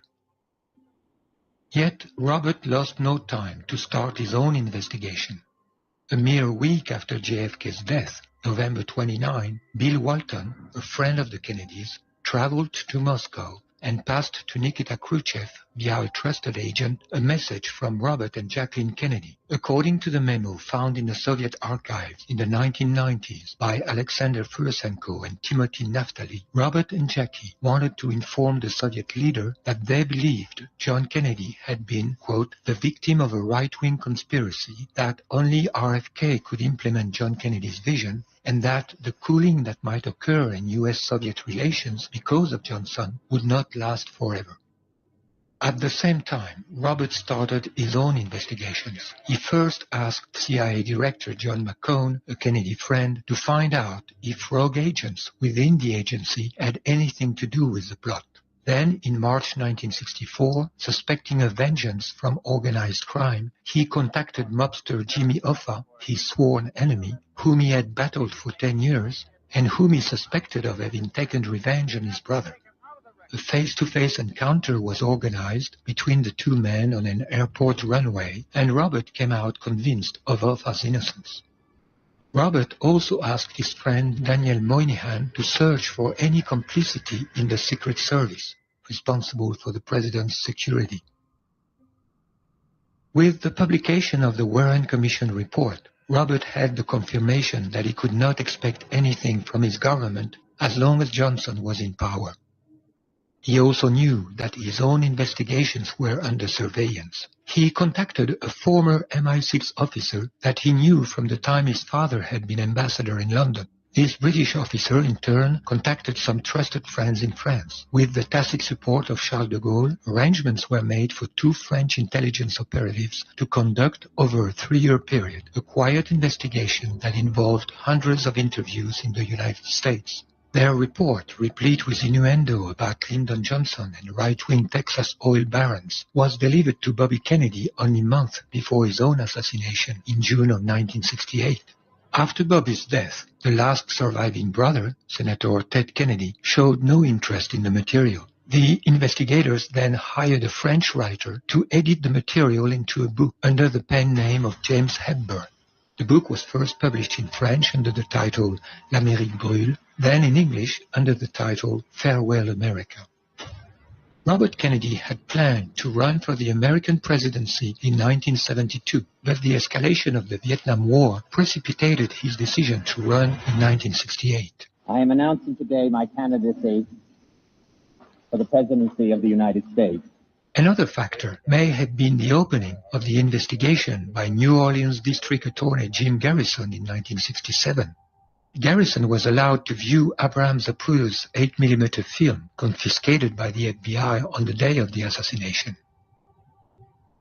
This film, despite evident tampering, shows that the fatal shot came from the front of the president, and therefore not from the schoolbook depository located behind him, where Oswald was supposed to be shooting from. I looked at the wound again. I wanted to know and remember this the rest of my life. And the rest of my life, I will always know he was shot from the front. The Warren Commission investigation concluded the shots came only from behind. Dr. Crenshaw says they're wrong. The bullet struck about where and passed about where? From here, right, through. Although the official report suppressed their testimonies, many witnesses said that shots were fired from behind a fence on what is known as the grassy knoll, which was on the right front of the limousine at the moment of the shooting. Pourtant, au cours de son enquête, la commission Warren a écarté toutes les preuves de coups de feu provenant du grassy knoll. Mais les témoignages sont là. The shot came from behind the wooden fence. There's no doubt whatsoever in my mind. Garrison would later claim that Robert gave him a discreet message of support through a common friend, letting him know that he was going to, quote, blow the whole thing wide open when he is president. Robert also confided to his friend William Atwood, then editor of Look magazine, that he, like Garrison, suspected a conspiracy, but that he couldn't do anything until he gets control of the White House. In conclusion, there can be little doubt that, had he been elected president, Robert Kennedy would have done everything possible to reopen the case of his brother's assassination in one way or another. This certainly did not escape John's murderers. They had no other option but to stop him. This first conclusion is a sufficient reason to conduct a comparative analysis of both Kennedy assassinations in search of some converging clues that might lead us on the track of a common mastermind. Let us begin with Robert's assassination, and let us first focus on the very special profile of his alleged killer.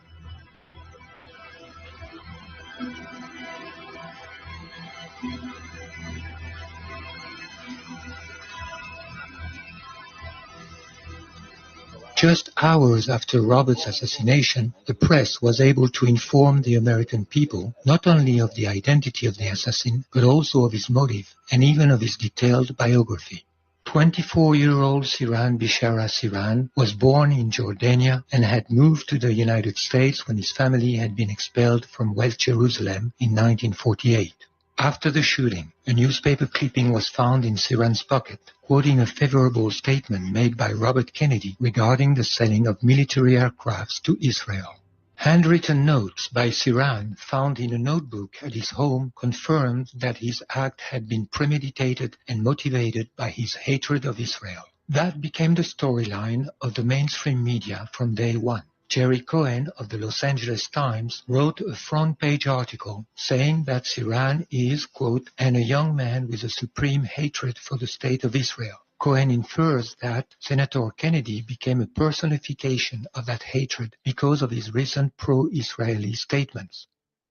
Cohen further claimed to have learned from Los Angeles Mayor Samuel Yorty that about 3 weeks before shooting Robert Kennedy, Sirhan wrote a memo to himself saying, "Kennedy must be assassinated before June 5, 1968, that is, the first anniversary of the Six-Day War in which Israel humiliated 3 Arab neighbors, Egypt, Syria, and Jordan."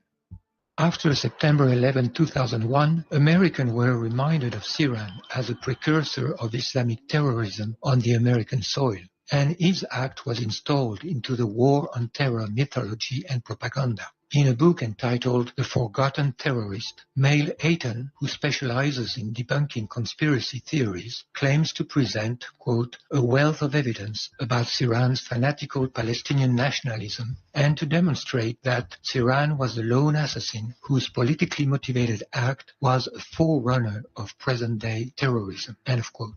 In 2008, on the occasion of the 40th anniversary of Bobby's murder, the Jewish Daily Forward wrote, "Robert Kennedy was the first American victim of modern Arab terrorism.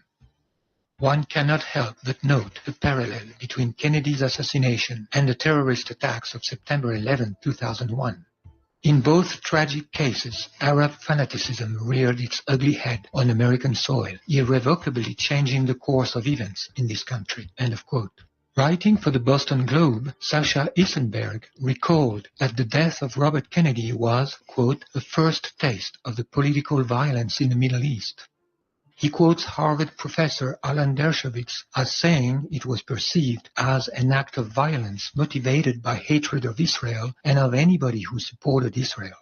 It was in some ways the beginning of Islamic terrorism in America. It was the first shot. End of quote. The fact that Sirhan was from a Christian family was lost on Dershowitz.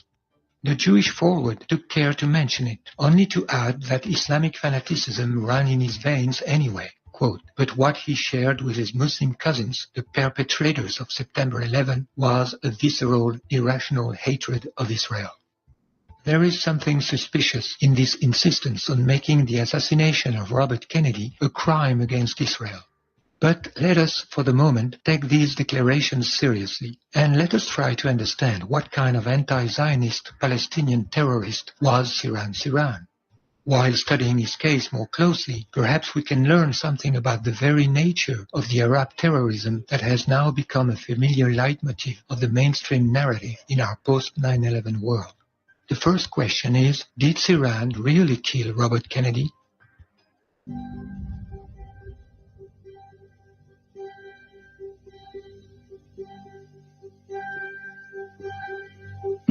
Ballistic and forensic evidence show that, in fact, none of Sirhan's bullets hit Kennedy. According to the autopsy report of Chief Medical Examiner Dr. Thomas Noguchi, who confirms it in his memoirs, Robert Kennedy was hit by 3 bullets, while a 4th went through his coat.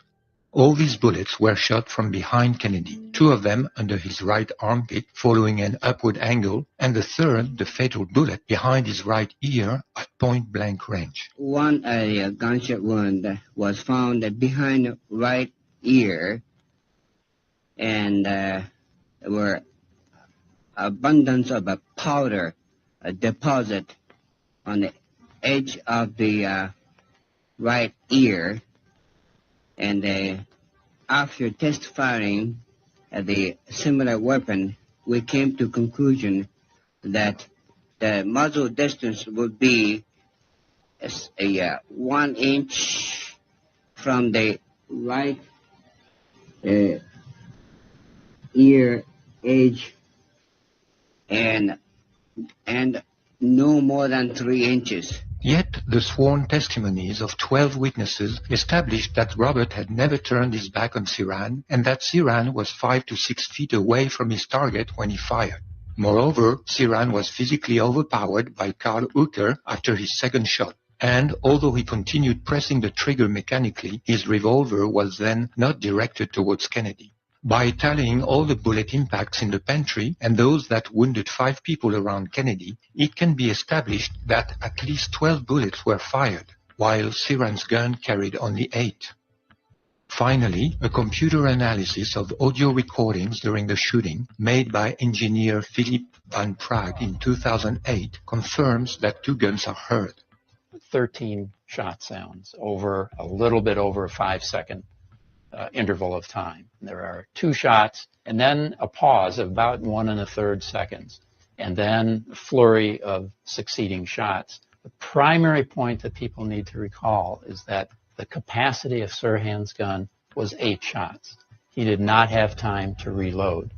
And so anything more than 8 shots proves there had to be a second gun firing within that kitchen pantry, period. We have strong evidence based upon this audio tape of 13 shots, 2 double shots, the make and the model of the gun, and the directionality of those shots into the back of Robert Kennedy.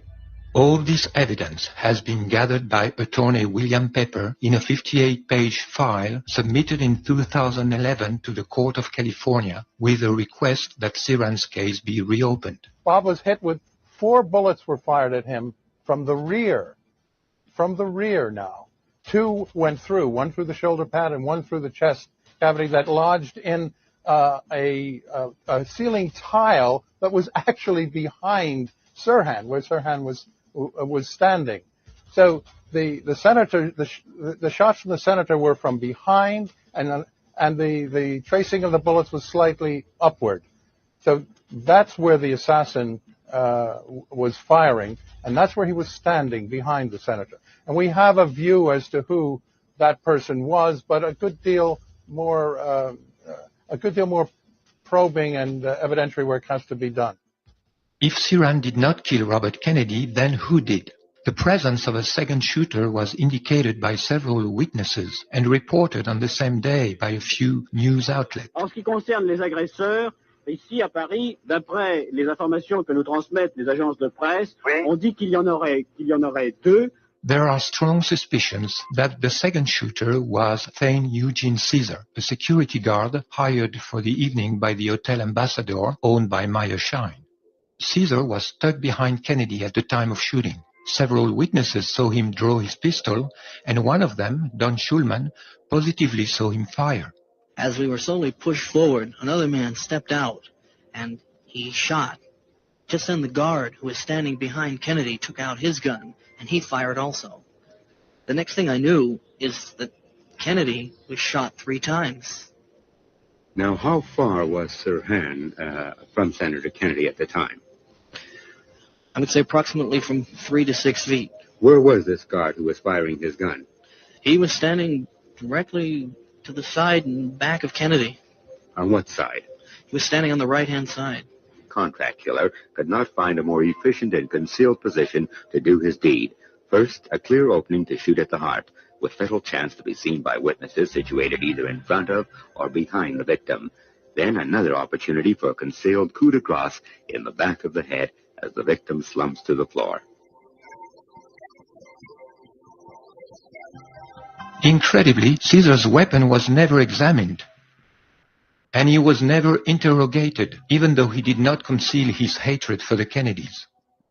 He told police he had sold his .22 3 months before the assassination. The receipt proves that it was sold after the assassination. The person who made out this receipt confirmed Caesar told him at the time of the sale, be careful of this weapon, it was involved in a police shooting. He was the obvious first suspect. The police brushed him off and never investigated him further. Even if we assume that Sirhan was the assassin of Robert Kennedy, another aspect of the case raises question. According to several witnesses, Sirhan seemed to be in a state of trance during the shooting and in a state of disorientation just after. More importantly, Sirhan has always claimed that he has never had any recollection of his act, even though, on the suggestion of his attorney, he admitted to have done it. For this, he was sentenced to death penalty. But the death penalty was abolished in California soon after, and his sentence was turned into life imprisonment.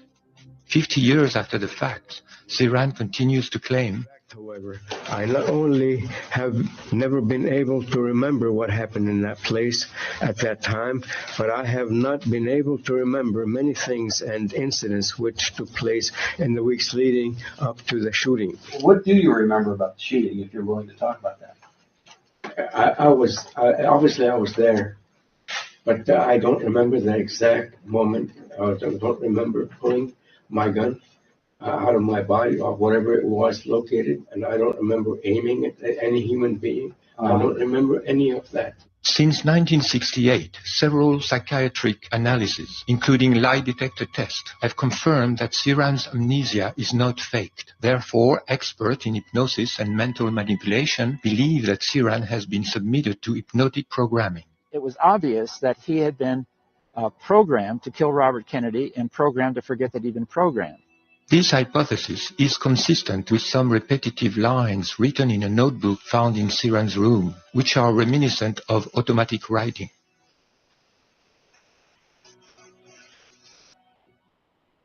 In 2008, Harvard University professor Daniel Brown, a noted expert in hypnosis and trauma memory loss, interviewed Ciran for a total of 60 hours. And concluded that Ciran, who belongs to the category of high hypnotizables, acted involuntarily under the effect of hypnotic suggestion.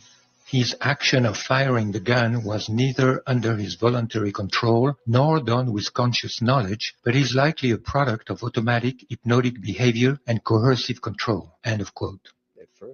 During his sessions with Dr. Brown, Ciran could remember having been accompanied by an attractive woman before suddenly finding himself in a shooting range with a weapon he did not know. According to Brown's report, quote, Ciran responded to a specific hypnotic cue given to him by that woman to enter range mode, during which Ciran automatically and involuntarily responded with a flashback that he was shooting at a firing range at circled targets. End of quote. Months after Ciran recalled these details, attorney William Pepper was able to prove that, just days before the assassination, Ciran had visited a firing range accompanied by an unknown instructor and had signed the register. With the help of Professor Brown, Ciran was also able to remember that his instructor had a falling mustache, which fits the description of famous hypnotist William Joseph Bryan Jr., whom other evidence also incriminates. Bryan makes no secret of having worked for the Air Force in the brainwashing section. His biggest claim to fame was to have exposed by hypnosis the Boston Strangler, Albert DeSalvo, who thereafter confessed to the crime. Bryan often bragged about it.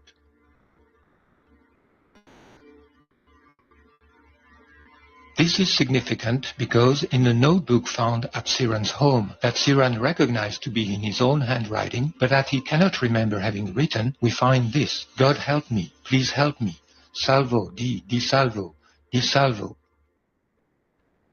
It is surmised that he heard the name while under hypnosis. You have to have the person locked up physically to have control over them. You have to use a certain amount of physical torture involved. And there is also the use of long-term hypnotic suggestion, probably drugs, whatever, and so on. Under these situations where you have all this going for you, like the prison camp and so on, yes, you can brainwash a person to do just about anything. What I'm speaking about are the innumerable instances that we ran into when I was running the country's brainwashing and anti-brainwashing programs. We know that in the 1960s, American military agencies were experimenting on mental control. Dr. Sidney Gottlieb, son of Hungarian Jews, directed the infamous CIA MK-Ultra project, which, among other things, was trying to answer questions like, can a person under hypnosis be forced to commit murder? According to a declassified document dated May 1951. We also know that Ciran was attending meetings of occultist circles, practicing mental experiments, and this may have created opportunities to submit him to hypnotic programming. Israeli journalist Ronen Bergman has recently revealed that in May 1968, the month preceding Robert Kennedy's assassination, the Aman, the Israeli military intelligence, was planning to assassinate Yasser Arafat by hypnotically programming a Palestinian. The idea was proposed by a Navy psychologist named Benjamin Shalit, who claimed that, quote, if he was given a Palestinian prisoner, one of the thousands in Israeli jails, with the right characteristics, he could brainwash and hypnotize him into becoming a programmed killer. He would then be sent across the Jordan, join the Fatah there, and, when the opportunity arose, do away with Arafat. End of quote. The proposal was approved. Shalit selected a 28-year-old Palestinian from Bethlehem, whom he judged easily suggestionable. The operation failed, but it proved that in 1968, precisely, Israel was experimenting methods of assassination identical to the one used against Robert Kennedy.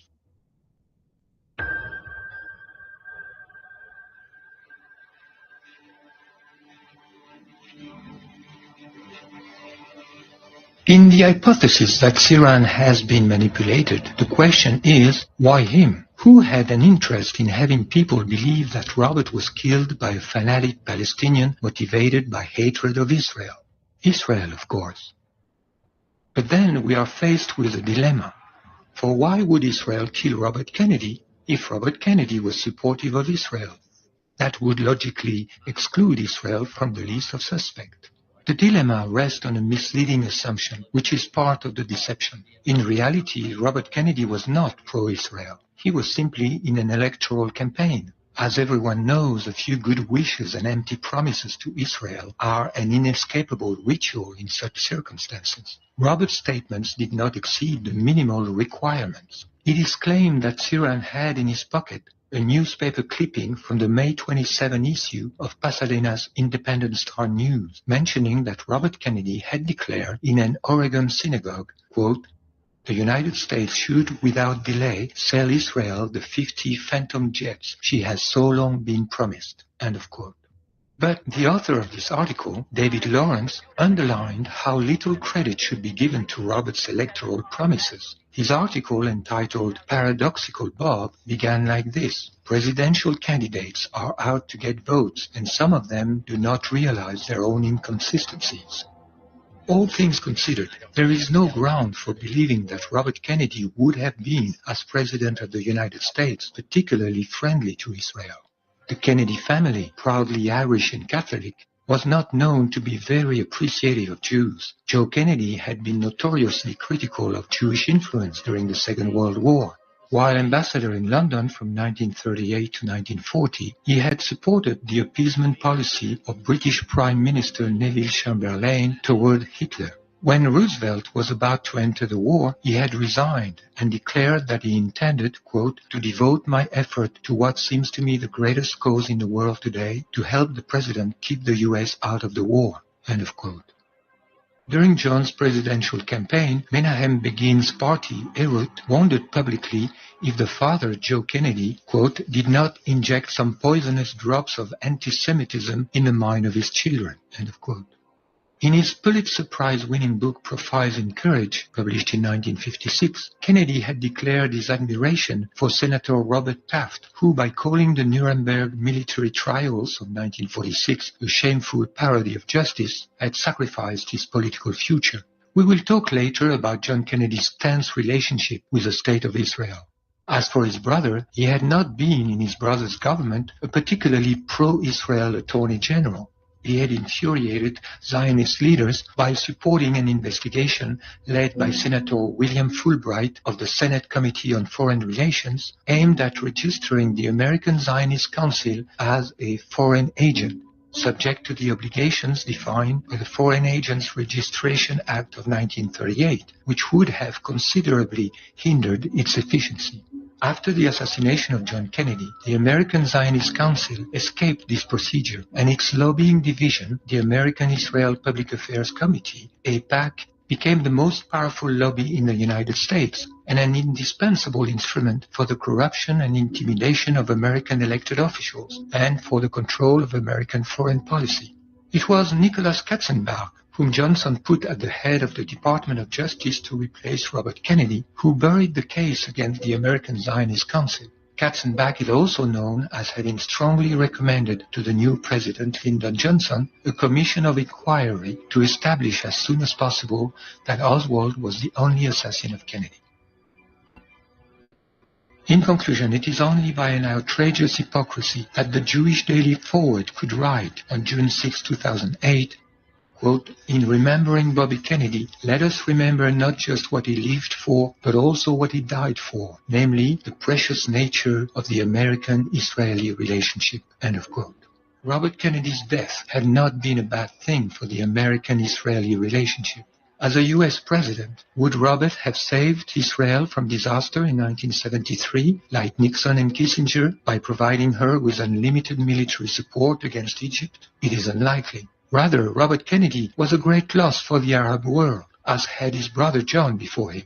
Of course, the fact that the Zionist media lied when granting Robert Kennedy some kind of posthumous certificate of goodwill towards Israel, and thereby provided Israel with a kind of fake alibi, is not a sufficient reason for accusing Israel of having murdered Robert.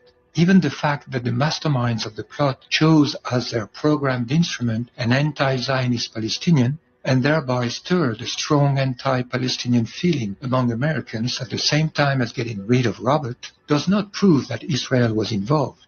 What is lacking for a serious presumption is a plausible motive, and the motive of Robert's assassination, as we said before, must be found not in what Robert was declaring publicly during his campaign, but rather in what he confided only to his close friends, his intention to reopen the investigation on his brother's death. What would an unbiased investigation conducted under the supervision of Robert in the White House have revealed? This is what we must now determine.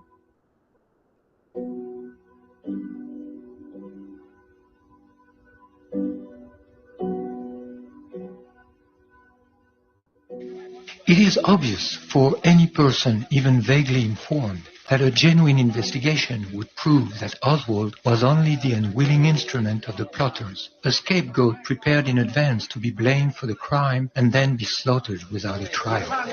I'm just a patsy.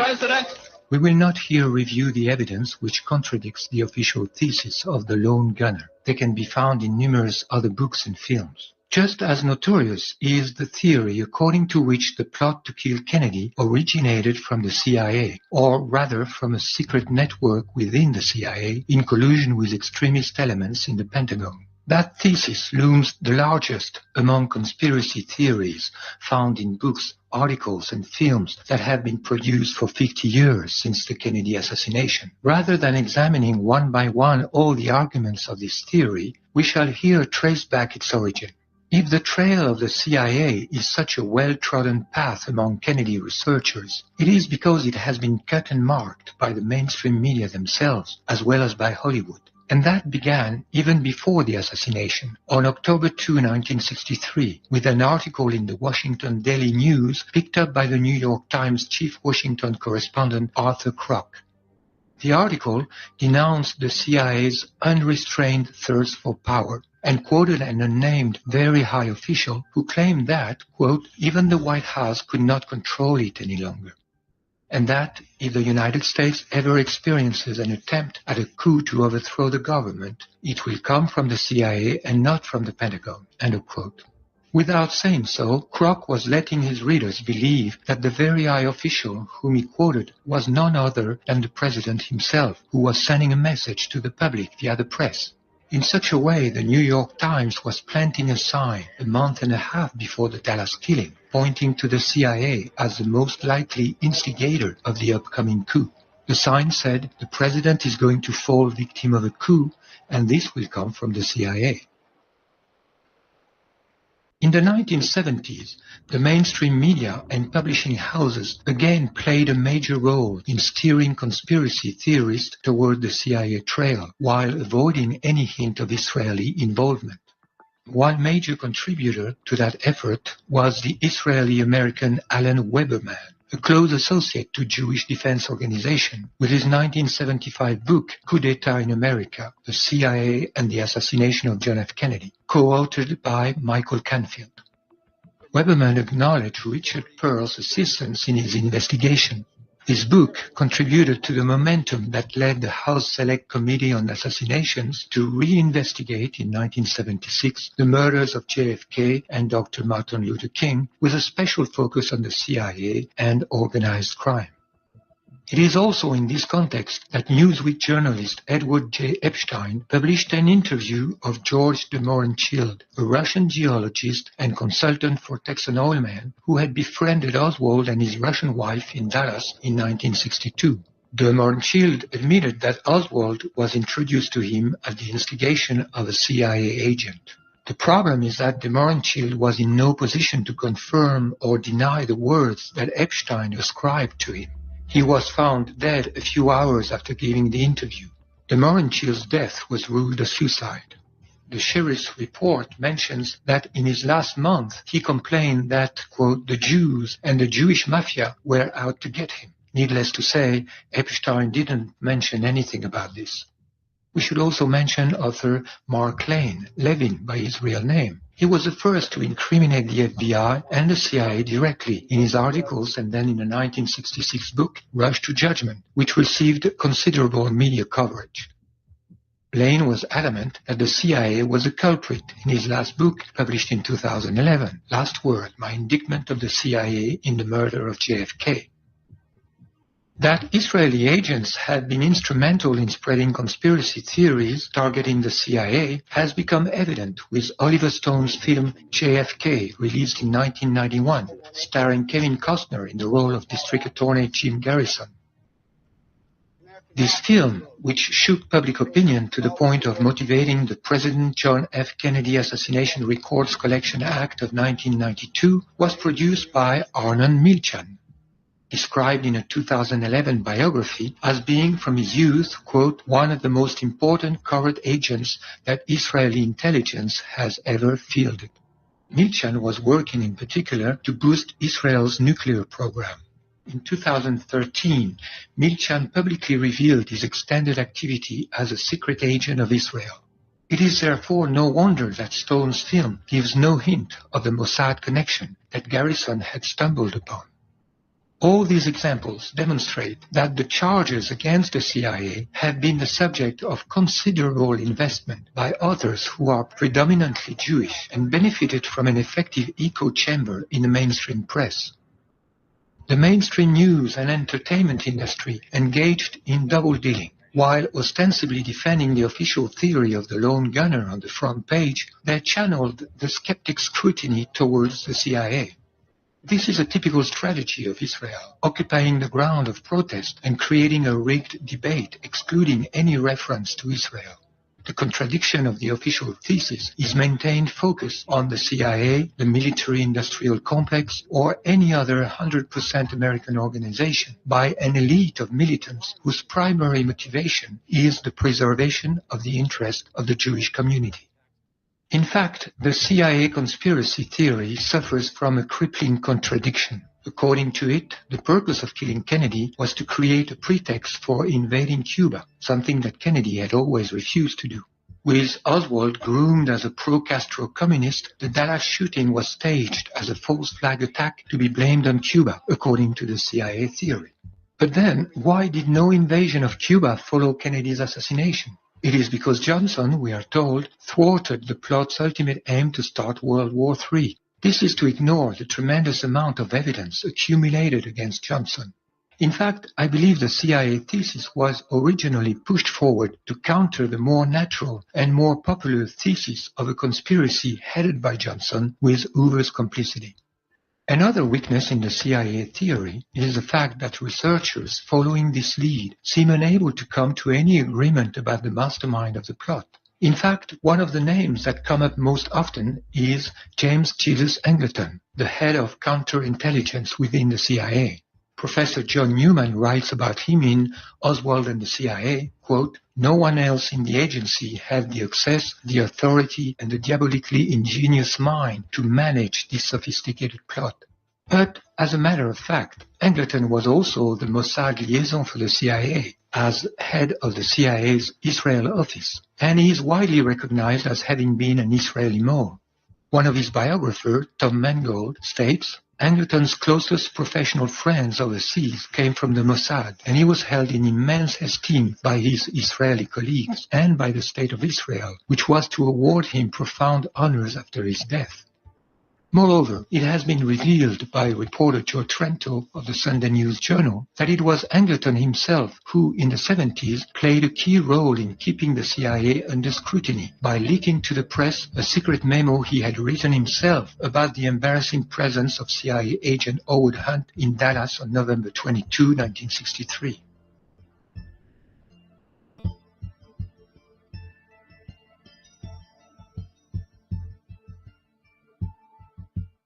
By a strange paradox, the authors who stand for the conventional thesis of a CIA conspiracy build their case on the biography of Oswald, while at the same time claiming that Oswald had almost nothing to do with the killing. It is about as useful as scrutinizing Osama bin Laden's biography to solve 9/11. If Oswald was just a patsy, as he claimed, the quest for the real culprits must logically begin by investigating the man who shot Oswald 2 days after his arrest in the Dallas police station, thus preventing a judgment that would have revealed the weakness of the accusation against Oswald. Oswald's assassin is known as Jack Ruby, but few people know that his real name was Jacob Leon Rubinstein, that he was the son of Jewish Polish immigrants, and that, to the Warren Commission, he had explained his presence in the police station as a Yiddish translator for Israeli reporters. Originally from Chicago, Ruby was a member of the Jewish underworld, known as the Yiddish Connection. His mentor was Los Angeles gangster Mickey Cohen, whom he had known and admired since 1946. Cohen was the successor of the famed Benjamin Siegelbaum, known as Bugsy, one of the bosses of Murder Incorporated, the most brutal crime syndicate in the U.S. Mickey Cohen was in contact with Menahem Begin, the former Irgun chief, a specialist of false flag terrorism. Cohen was infatuated with the Zionist cause, as he explained in his memoir, quote, "Now I got so engrossed with Israel that I actually pushed aside a lot of my activities and done nothing but what was involved with this Irgun war," end of quote. We also know that Ruby phoned Al Gruber, a Mickey Cohen associate, just after Oswald's arrest.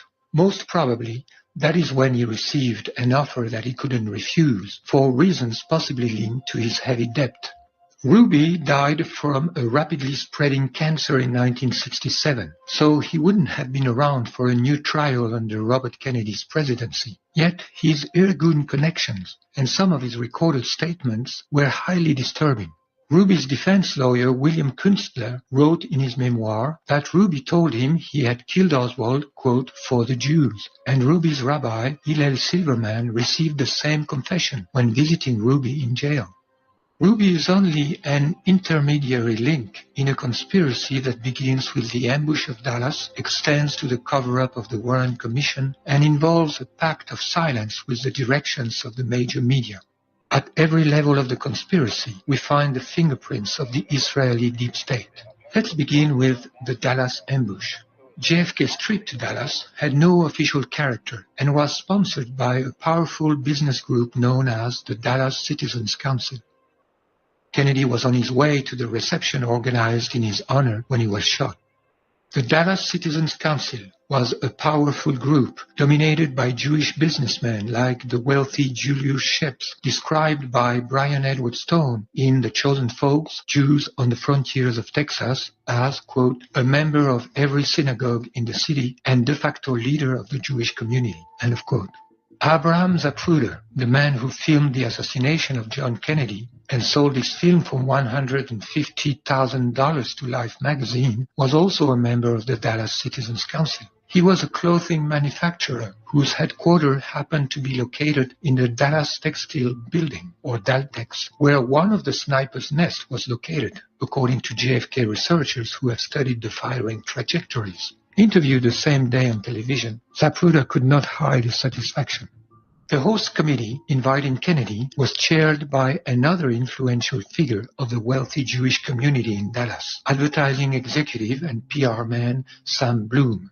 According to former British intelligence officer Colonel John Hugh Wilson, it was Bloom who, quote, suggested that the police make Oswald accessible to the press. He also suggested, against the explicit advice of the local FBI, that they move the alleged assassin from the Dallas police station to the Dallas County Jail in order to give the newsman a good story and pictures, end of quote.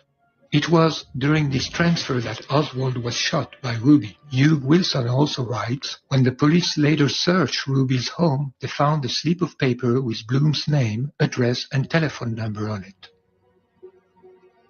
After the Dallas tragedy, Israel's Zionim were also busy fabricating the official lie.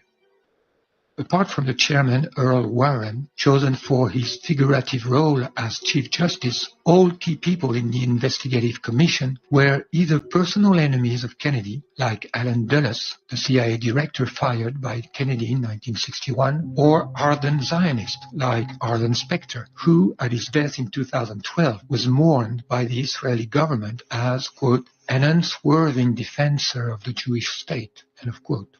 Arlen Specter was the inventor of what came to be called the magic bullet theory, a single bullet supposed to have caused 7 wounds to John Kennedy and John Connolly sitting before him in the limousine, and later found in pristine condition on a gurney in Parkland Memorial Hospital in Dallas. In conclusion, at every step of the plot, we find a Zionist cabal, including businessmen, politicians, and gangsters, not forgetting media executives, all devoted to Israel. The most plausible motive for Israel to kill Kennedy has been revealed by 2 books in the 1990s, The Samson Option by Seymour Hersh, then Israel and the Bomb by Avner Cohen. And the lead has been followed up in 2007 by Michael Karpin in The Bomb in the Basement. What these investigators reveal is that John Kennedy, informed by the CIA in 1960 that Israel was developing its own nuclear weapons in the Dimona complex in the Negev desert, was firmly determined to force Israel to renounce it, and engaged in a showdown with David Ben-Gurion, who was both Israel's prime minister and defense minister. Ben-Gurion was convinced that by trying to prevent Israel from acquiring the bomb, Kennedy was endangering the very survival of the Jewish state to which he had devoted his entire life. Ben-Gurion wrote in one of his last letters to JFK, Mr. President, my people has the right to exist, and this existence is in danger. Kennedy, however, remained unyielding. In a letter dated June 15, 1963, he demanded an immediate first visit, followed by regular visits every 6th month. Otherwise, he wrote, his government's commitment to and support of Israel could be seriously jeopardized. The result was unexpected. Ben-Gurion avoided receiving the letter by announcing his resignation on June 16.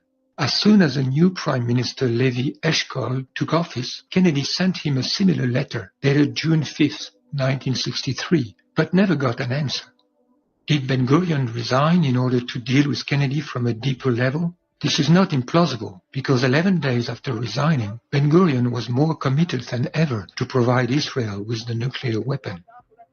He said in a speech, I do not know of any other nation whose neighbors declare that they wish to terminate it, and not only declare, but prepare for it by all means available to them. Our numbers are small, and there is no chance that we could compare ourselves with America's 118 million, or with any Arab neighboring state. There is one thing, however, in which we are not inferior to any other people in the world. This is the Jewish brain, and the Jewish brain does not disappoint. Jewish science does not disappoint. I am confident that science is able to provide us with the weapons that will serve the peace and deter our enemies. End of quote.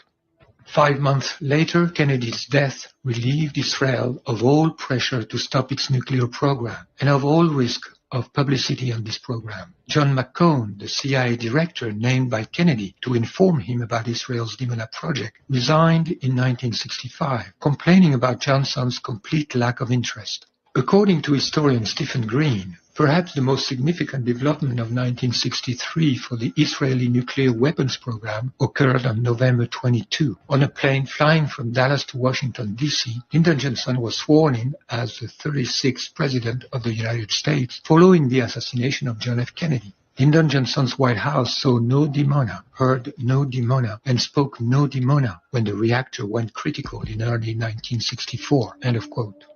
Kennedy's determination to make Israel's demona project abort was only part of the Kennedy problem. Kennedy had committed himself to Arab heads of state to support UN Resolution 1994 for the right of return of the 800,000 Palestinian refugees expelled in 1947-48. For the last time on November 20, 1963, the United States delegation to the United Nations put this issue back on the agenda, causing a strong protest in Israeli circles. On top of that, since the first month of his presidency, Kennedy behaved very warmly toward Nasser, Israel's worst enemy. Historian Philip Muhlenbeck writes, while the Eisenhower administration had sought to isolate Nasser and reduce his influence through building up Saudi Arabia's King Saud as a conservative rival to the Egyptian president, the Kennedy administration pursued the exact opposite strategy. After Kennedy's death, American foreign policy was reversed again, without the American public being aware of it. Johnson cut the economic aid to Egypt and increased the military aid to Israel, which, according to Stephen Green, reached $92 million in 1966, more than the total of all previous years combined. For 50 years, the Israeli trail in the Kennedy assassination has been smothered, and anyone who dares mention it is immediately ostracized. American Congressman Paul Findlay nevertheless wrote in March 1992 in the Washington Report on Middle East Affairs, "It is interesting to note that in all the words written and uttered about the Kennedy assassination, Israel's intelligence agency, the Mossad, has never been mentioned." End of quote. One single author has seriously investigated that trail, Michael Collins Piper, in his 1995 book, Final Judgment, The Missing Link in the JFK Assassination Conspiracy. Piper was largely ignored by the mainstream of the Kennedy Truth Movement, but his work has made a strong impact. In 2013, in his foreword to a collection of letters by Kennedy, including those addressed to Ben-Gurion about Dimona, Martin Sandler writes about Piper's work, "Of all the conspiracy theories, it remains one of the most intriguing." End of quote. It is in fact a theory widespread in Arab countries. Libyan leader Muhammad Gaddafi believed it. كندي الذي قرر أن يفتش مفاعل ديمونة وأصر على تفتيش ليتأكد من أنه يصنع أسلحة ذرية وإلا لا، ورفض الإسرائيليون، وأخيرا أصر هو على التفتيش. كان المخرج من هذه الأزمة هو استقالة بن غوريون، استقال حتى لا يوافق على تفتيش مفاعل ديمونة، وأعطى الضوء الأخضر بقتل كندي، وهكذا قتل كندي بسبب مفاعل ديمونة وإصراره على تفتيشه. بسبب إصراره على تفتيشه قتل كندي.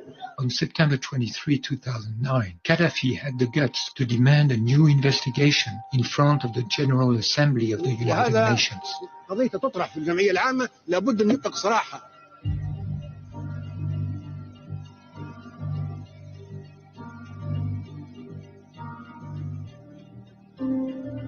Several investigators have identified Lyndon Johnson as the mastermind of the Kennedy assassination. It is beyond doubt that the plotters acted with the foreknowledge that Johnson, who immediately stepped in as head of state after Kennedy's death, would cover them. The context of national crisis enabled Johnson to bully both justice and the press while achieving his life's ambition. Johnson not just benefited from the plot, he participated in its elaboration. As a former senator from Texas, he could mobilize high-ranked accomplices in Dallas to prepare the ambush. Johnson also exerted a tight control on the Navy, where he had obtained the privilege to name his Texan partners as Navy Secretary, first John Connolly in 1961, then Fred Korth 1 year later. Johnson's connection to the Navy is an important aspect of the case, because it is under the control of Navy officers that Kennedy's counterfeit autopsy was performed in Washington, after his body had been literally robbed at gunpoint from Parkland Hospital in Dallas. The autopsy report from the Navy hospital stated that the fatal bullet had entered the back of Kennedy's skull, in contradiction to the unanimous testimonies of the Dallas hospital staff. Contrary to a widespread but erroneous belief, Lee Harvey Oswald had been recruited not by the CIA but by the Navy. He was a Marine, and as a Marine he had worked for the Office of Naval Intelligence, ONI. Johnson had actually taken advantage of his connections in the Navy to participate in the greatest corruption ever recorded at that time. His accomplice, Fred Korth, was forced to resign as Navy Secretary in November 1963, only weeks before the Dallas coup, after the Justice Department, headed by Robert Kennedy, had implicated him in a fraud involving a $7 billion contract for the construction of 1,700 TFX military aircraft by General Dynamics, a Texas company. Johnson's personal secretary, Bobby Baker, was charged in the same case, and the scandal was about to blow up on Johnson's face. Because of this mounting scandal and other suspicions of corruption, Kennedy was determined to change vice president for his upcoming re-election campaign. While in Dallas the day before the president's visit, Richard Nixon publicized the rumor of Johnson's removal, as the Dallas Morning News reported on the morning of November 22. Instead, Johnson became president that very day. Many Americans immediately suspected Johnson's involvement in the Dallas coup, and all the more after the publication in 1964 of a book by James Evetts Haley, A Texan Look at Lyndon, which portrayed Johnson as a man of unlimited ambition and corruption. According to his biographer Robert Caro, Johnson had, quote, a hunger for power so fierce and consuming that no consideration of morality or ethics, no cost to himself or to anyone else could stand before it. Robert Kennedy himself suspected Johnson, whom he had always despised and mistrusted. He is reported as saying, "Johnson lies all the time. I'm just telling you, he just lies continuously about everything. In every conversation I have with him, he lies. As I've said, he lies even when he doesn't have to." End of quote. Through the years, a great amount of evidence and testimonies have been gathered against Johnson in the killing of John Kennedy. The evidence incriminating Johnson does not conflict with the evidence against Israel. Both trails converge in the person of Jack Ruby. The hypothesis that Ruby acted with knowledge of Johnson's involvement is a likely explanation for some of his odd statements to the Warren Commission. He insisted on being brought to Washington to speak directly to Johnson and added, "There will be a certain tragic occurrence happening if you don't take my testimony and somehow vindicate me so my people don't suffer because of what I had done." End of quote. He said that he feared that his act would be used, quote, to create some falsehood about some of the Jewish faith, end of quote, but added that, quote, maybe something can be saved if our president, Lyndon Johnson, knew the truth from me, end of quote. Ruby seemed to have attempted to send a message to Johnson through the commission, or rather a warning that he might spill the beans about Israel's implication if Johnson did not intervene in his favor. We get the impression that Ruby expected Johnson to get him out of prison, just as in 1952 Johnson had managed to avoid prison for his killer Malcolm Wallace, although found guilty of first-degree murder on Johnson's sister's lover who had tried to blackmail Johnson. Yet Johnson did nothing to get Ruby out of jail, and Ruby was sentenced for life. Ruby's sense of betrayal explains why in 1965, after giving a brief press conference, Ruby implicitly accused Johnson of Kennedy's murder. I want to correct what I stated before. He was vice president. Remember I said he was vice president? Yes, I did when I mentioned about Adlai Stevens, because he was vice president. There has never been no assassination of our beloved President Kennedy. Did you explain again? Well, the answer is the man in office now. Ruby's full statement to the Warren Commission was leaked to journalist Dorothy Kilgallen and published in the New York Journal American in August 1964. Kilgallen also interviewed Jack Ruby and boasted afterwards of being about to break the real story and publish the biggest scoop in the century. but Kilcullen was found dead by an overdose of barbiturates and alcohol on November 8, 1965. As for Ruby, he was put into solitary confinement and he died in 1967, officially from a rapidly spreading cancer.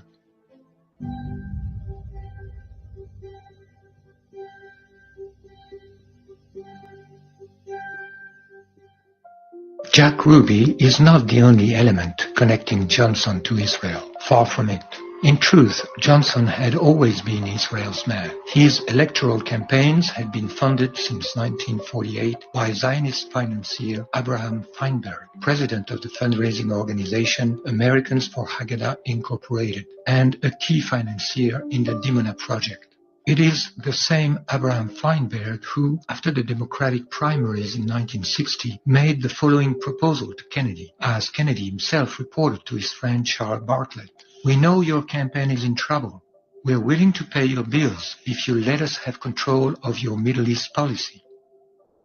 It was also two strong supporters of Israel, Washington Post publisher Philip Graham and his main columnist Joseph Alsop, who finally convinced Kennedy to take Johnson as his running mate. Most probably, they blackmailed Kennedy with proofs of his adulterous adventures, of which Edgar Hoover, a close friend of Johnson, was well informed. According to Evelyn Lincoln, Kennedy's personal secretary for 12 years, quote, "Jack knew that Hoover and LBJ would just fill the air with womanizing," end of quote.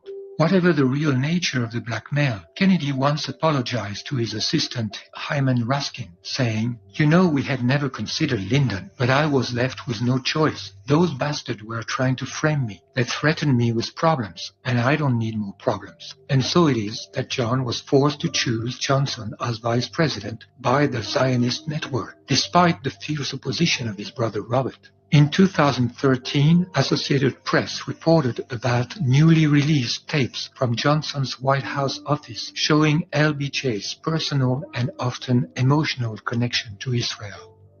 An article from the Five Towns Jewish Times, running under the title "Our First Jewish President, Lyndon Johnson," elaborates on that end, and after recalling Johnson's continuous support of Jews and Israel in the 40s and 50s, then his role in the crafting of the pro-Israel UN Resolution 242 in November 1967, concludes, "President Johnson firmly pointed American policy in a pro-Israel direction. In a historical context, the American emergency airlift to Israel in 1973, the constant diplomatic support, the economic and military assistance, and the strategic bonds between the two countries can all be credited to the seeds planted by LBJ." End of quote. The article also mentions that research into Johnson's personal history indicates that he inherited his concern for the Jewish people from his family. His aunt, Jessie Johnson Hatcher, a major influence on LBJ, was a member of the Zionist Organization of America. In an additional note, the article said, "The facts indicate that both of Lyndon Johnson's great-grandparents on the maternal side were Jewish. The line of Jewish mothers can be traced back 3 generations in Lyndon Johnson's family tree. There is little doubt that he was Jewish." End of quote. The Jewish and the Israeli press occasionally refer to Johnson's secret Jewishness and often remember with gratitude his Israel-friendly policy. Whatever was the reason of Johnson's loyalty to Israel, it is a fact that, thanks to Johnson, Israel could acquire its first atomic bomb somewhere between 1965 and 67 and carry out its plan to annex Palestinian territories beyond the boundaries of the United Nations partition plan. By leaning on the Pentagon and CIA oaks, who had previously been bridled by Kennedy, Johnson intensified the Cold War and created the climate of tension which Israel needed in order to demonize Egyptian President Nasser and reinforce Israel's own stature as an indispensable U.S. ally in the Middle East. During the Six-Day War of 1967, Israel managed to triple its territory while creating the illusion of acting in legitimate defense to the applause of the American press. The lie could not deceive American intelligence agencies, but Johnson had given the green light to Israel's attack, and even authorized James Angleton of the CIA to give Israel the precise positions of the Egyptian air bases, which enabled Israel to destroy them in just a few hours. 4 days after the start of the Israeli attack, Nasser accepted the ceasefire request from the UN Security Council. It was too early for Israel, who had not yet achieved all her objectives in terms of conquest. That is when, on June 8, Israel attacked the USS Liberty, an unarmed NSA spy ship stationed in international waters of Sinai. They dropped napalm and strafe its decks with rockets, cannon fire, and armor-piercing rounds before trying to sink it with torpedoes.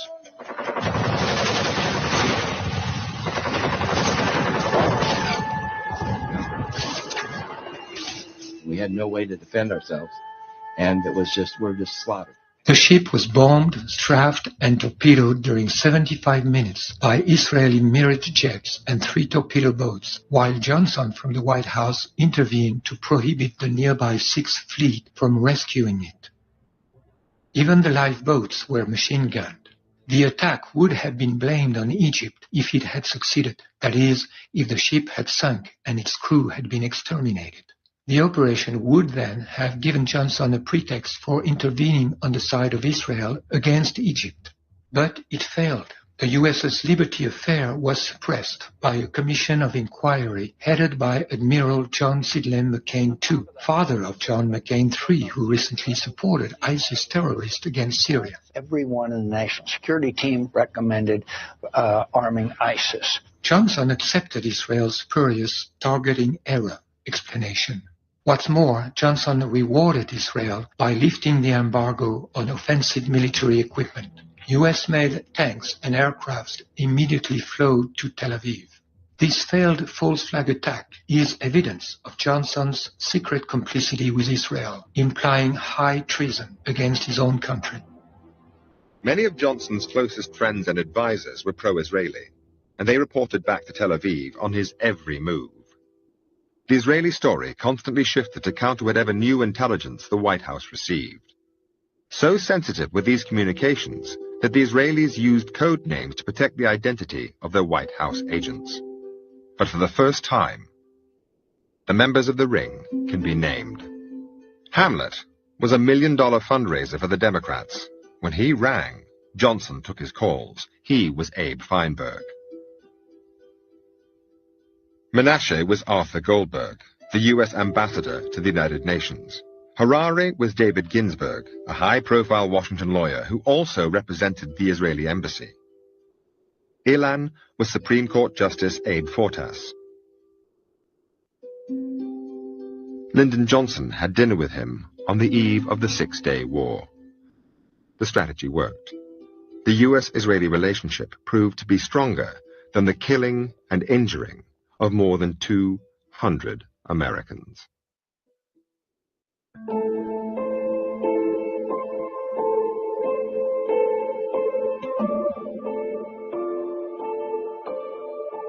In conclusion, besides the fact that John and Robert were brothers, their assassinations have at least 2 things in common: Johnson and Israel. First, their deaths are precisely framed by Johnson's presidency, which was also marked by other political assassinations, such as Martin Luther King's. Johnson was in control of the 2 investigations on John and Robert's murders. Secondly, in both cases, the central element that contradicts the official story strongly suggests the implication of the Israeli deep state. In the case of Robert, it is the choice of the manipulated patsy, which was obviously meant to disguise Robert's assassination as an act of hatred against Israel. In the case of John, it is the identity of the man tasked with killing the patsy, a Jewish gangster linked to the Irgun. These 2 common elements in the Kennedy assassinations, Johnson and Israel, are themselves closely linked because Johnson was a man acting for Israel, just like Ruby, although at a higher level.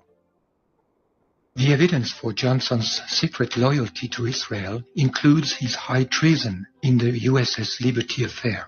The causal link between the 2 assassinations then becomes clear. Even if Robert had been pro-Israel, which he was not, Israel and Johnson would have had a compelling reason to eliminate him before he got to the White House and reopened the investigation on his brother's death.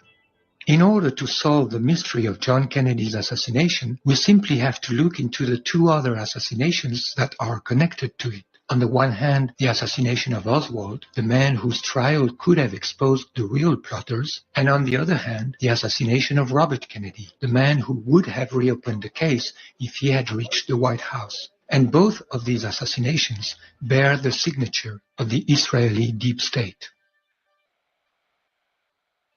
The Kennedy assassinations are obsessing the American psyche and corrupting its character. The sense of a terrible truth hidden by the government is making America deeply neurotic, like a repressed family secret affecting the whole personality.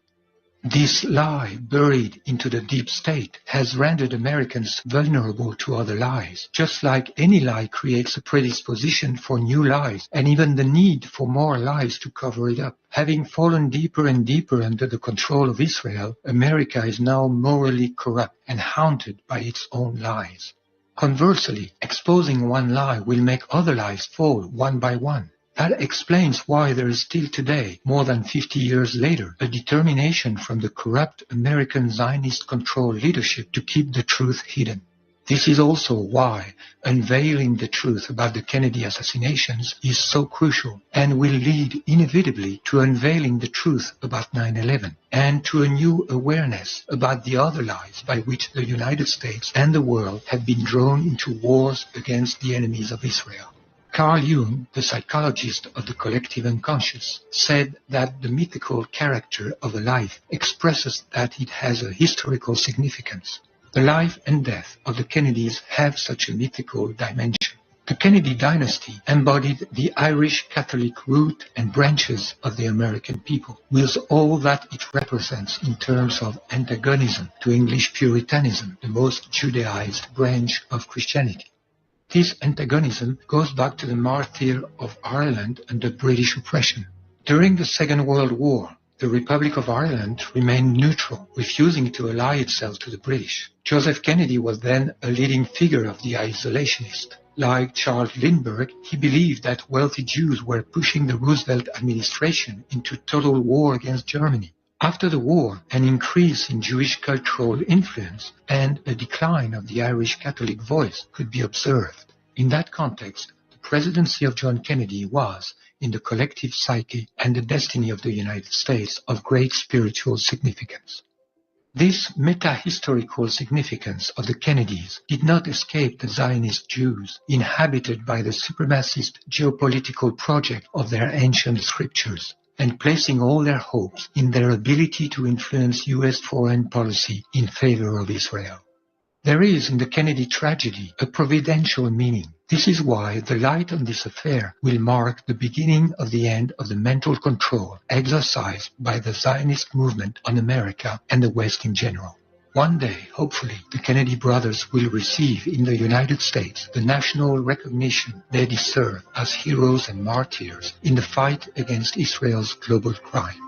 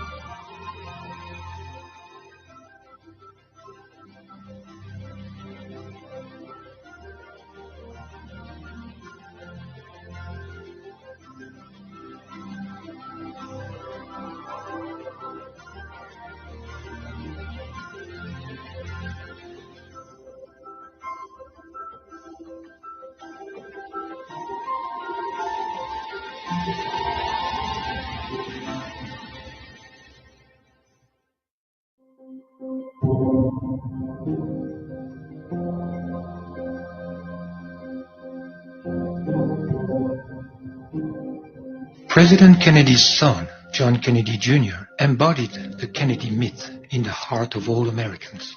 The route seemed traced for him to become president one day.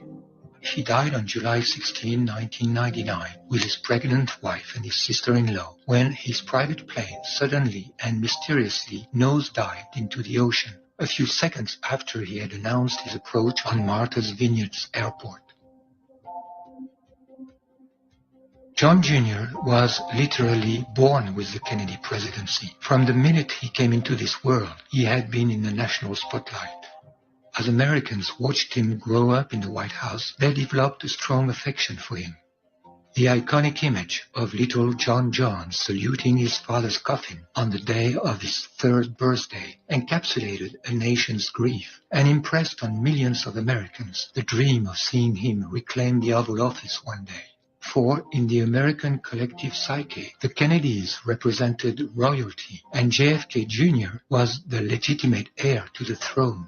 In 1995, John launched his political magazine George. Under the appearance of superficiality, it engaged in controversial issues of deep politics that reflected John's interest for conspiracy issues. For example, in December 1996, George was the only mainstream magazine exploring the inconsistencies of the official report on the explosion of flight TWA 800 soon after leaving JFK International on July 17, 1996. The National Transportation Safety Board claimed it was an accident, although 375 witnesses saw 1 or 2 bright flare objects hit the plane, many of them believing it was a missile.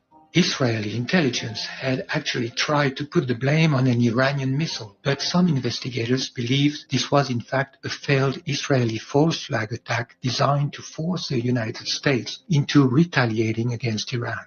In March 1997, George published an article by the mother of Yigal Amir, the man convicted of assassinating Israeli Prime Minister Yitzhak Rabin, claiming that her son had been manipulated by Israeli deep state operatives. In October 1998, John Kennedy Jr. released a special conspiracy issue of George magazine, which included an article by film director Oliver Stone. According to testimonies from his friends, John Jr. was haunted by the death of his father and quite knowledgeable about independent investigations about it.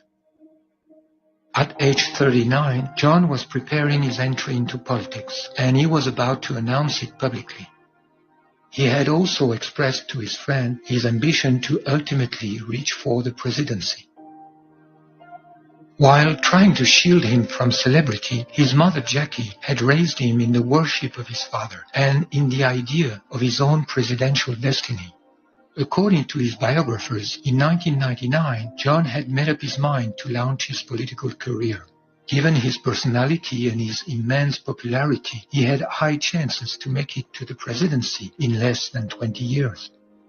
John Jr. would have started his political career in New York, the city he loved and that loved him. According to some of his friends, he would have aimed at the seat of governor in 2003. According to others, he had decided to run for the New York Senate seat in 2000. This is the seat that his uncle Bobby had occupied from 1964 to 1968, and that Daniel Moynihan, a former assistant to President Kennedy, was going to leave vacant in 2000. John's chances were great. According to his biographer Christopher Anderson, John's plan interfered with Hillary Clinton's. The Clintons, who were to leave the White House in January 2001, had just purchased a home in New York State, and Hillary was gearing up to run for the Senate as a stepping stone to her own presidential future. Hillary had never resided in New York State before, and her chances to beat John Jr. were very weak. John's death allowed her to win the seat. Has the American Zionist criminal deep state perceived the danger that John Jr. represented from the moment he started his political career? Many elements suggest that his death had not been an accident. Several witnesses testified having heard or seen his plane explode. Its sudden and steep fall cannot be explained as a pilot's error, as claimed by the official report. On the order of President Clinton, the rescue and recovery missions were conducted under national security conditions by the Navy, and the investigation was supervised by the same people in the National Transportation Safety Board who had falsified the investigation on TWA 800. Once the bodies were recovered, no autopsy was conducted. They were cremated and their ashes scattered at sea in a Navy ceremony, although this was not in the tradition of either families. John would certainly have wished to be buried beside his father and mother.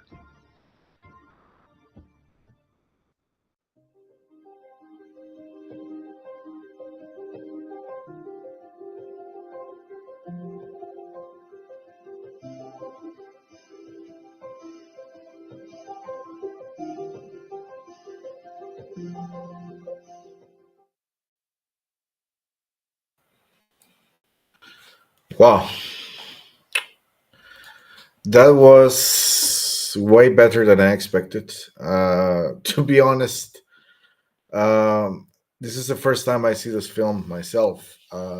Someone recommended to me, and I said, "Well, if it's a documentary about Mossad having a hand in these murders, I don't think it's a disinformation piece. So of course I'm going to play it, and let's see how it goes. If it includes something that is not accurate or that's misleading, I'll try to set the record straight. But I mean, after watching such a masterpiece, I'm a bit confused because honestly, I'm happy I found a new film to show everyone, but it's just depressing. It's depressing for me. It's especially depressing to see the trajectory in which, especially the United States, was going in the 50s and early 60s, and how things ended. You start wondering about what could have been a world led by good men, or at least men that wanted to do things differently, that were not controlled by Israel, who sadly seems to control everyone nowadays. This is a must-watch film, as Florian says. I agree. I'm going to include it in my website on the Wolf Watch section, which is a section that I use for films that are not mine, that I didn't edit personally, but that people should watch regardless. I also have some films there that can be considered disinformation, gatekeeping, control position, but they are there because it's for informational purposes. You should also watch them because sometimes those films are 70% truth, 30% lies, and you have to train your discernment to the point where you can see these films and just take out the best of it, and throw away whatever is fake. Um, it's shocking. It's honestly shocking, and it's tiring to see how this group of people are always involved in everything that is happening that is terrible on this planet. Even if we go to last weekend, the fires in California, things like that. In fact, I was going to do this live stream about that, and I'll probably do the next one about it. But it's just, we see these things going on, all the pain and suffering it causes to people like us, and even to us, just as humans, just as us watching things from a distance. It's painful. It's enraging. Sometimes I just look for answers, look up to God for answers, and ask, how come we allowed ourselves to get past this point? It's been years and years and years and years of deception, treason, bloodshed, and everything in between. Because today you could say we focus on the initial story of Mossad, and then on this Black Flag operation, which is the murder of JFK, which you have to also be aware that the controlled disclosure they did with this murder was to blame the CIA on it. Of course, it was Harvey Lee Oswald at first, but that theory got destroyed so quickly and so efficiently that, of course, then it was the turn for different writers and even directors in Hollywood who are Zionists. Let's say Oliver Stone, to make films about this JFK assassination to scapegoat the CIA and have no mention of Mossad whatsoever. Of course, they say, yes, LBJ Johnson is involved, but they never mention why. They never mention who is handling this puppet, right? Because that's all he was. It's enraging. And even now, for example, I saw Oliver Stone attending a couple of podcasts recently. If I'm not mistaken, he went to Joe Rogan last year, I believe, or the year prior. It wasn't that long time ago. And a month ago or a couple of weeks ago, I saw him attending the Valuetainment podcast with Patrick Bet-David. So you see, we still have this propaganda agents very active. The fact that they're still going all in, protecting Israel, protecting Mossad, protecting this Zionist agenda, it also should tell you something. We have not lost. They still are afraid. There is a reason still why still these people need to keep covering for these crimes. Just think about it. If they could come clean without any consequences, that would be when you know that we're completely defeated. And if we remain in this pacified state, that's where we will be, inevitably. Sadly, the JFK Jr. thing. I was alive for that one. I remember very well. I remember my the how's it called, grandmother, no, the godmother of my mother, who was very close to me, is where I lived in Long Beach in California in the 90s, screaming at the television when it happened, crying. It was very tragic. And if leaving all the QAnon nonsense aside, leaving all the Q stuff aside, which I don't believe in, I think I've made it clear. If you believe in it, be my guest. But it's not gonna end up well for you if you believe in that, because you're gonna end up very disappointed, very, very hurt. I was 13 years old when JFK Jr. got killed. I do remember it. I was 15 when 9/11 happened. So, I have not known a different world, basically. The innocence that you have, all these things that happen, make you realize that you don't live in a world that you thought you lived in. That is a world that is much more conniving, much more evil, much more disorderly, much more unstable. And it's all by design. Of course, the by design part you get a bit later to it. For me, after 9/11, I guess I started looking into things. It was after that I started looking into things.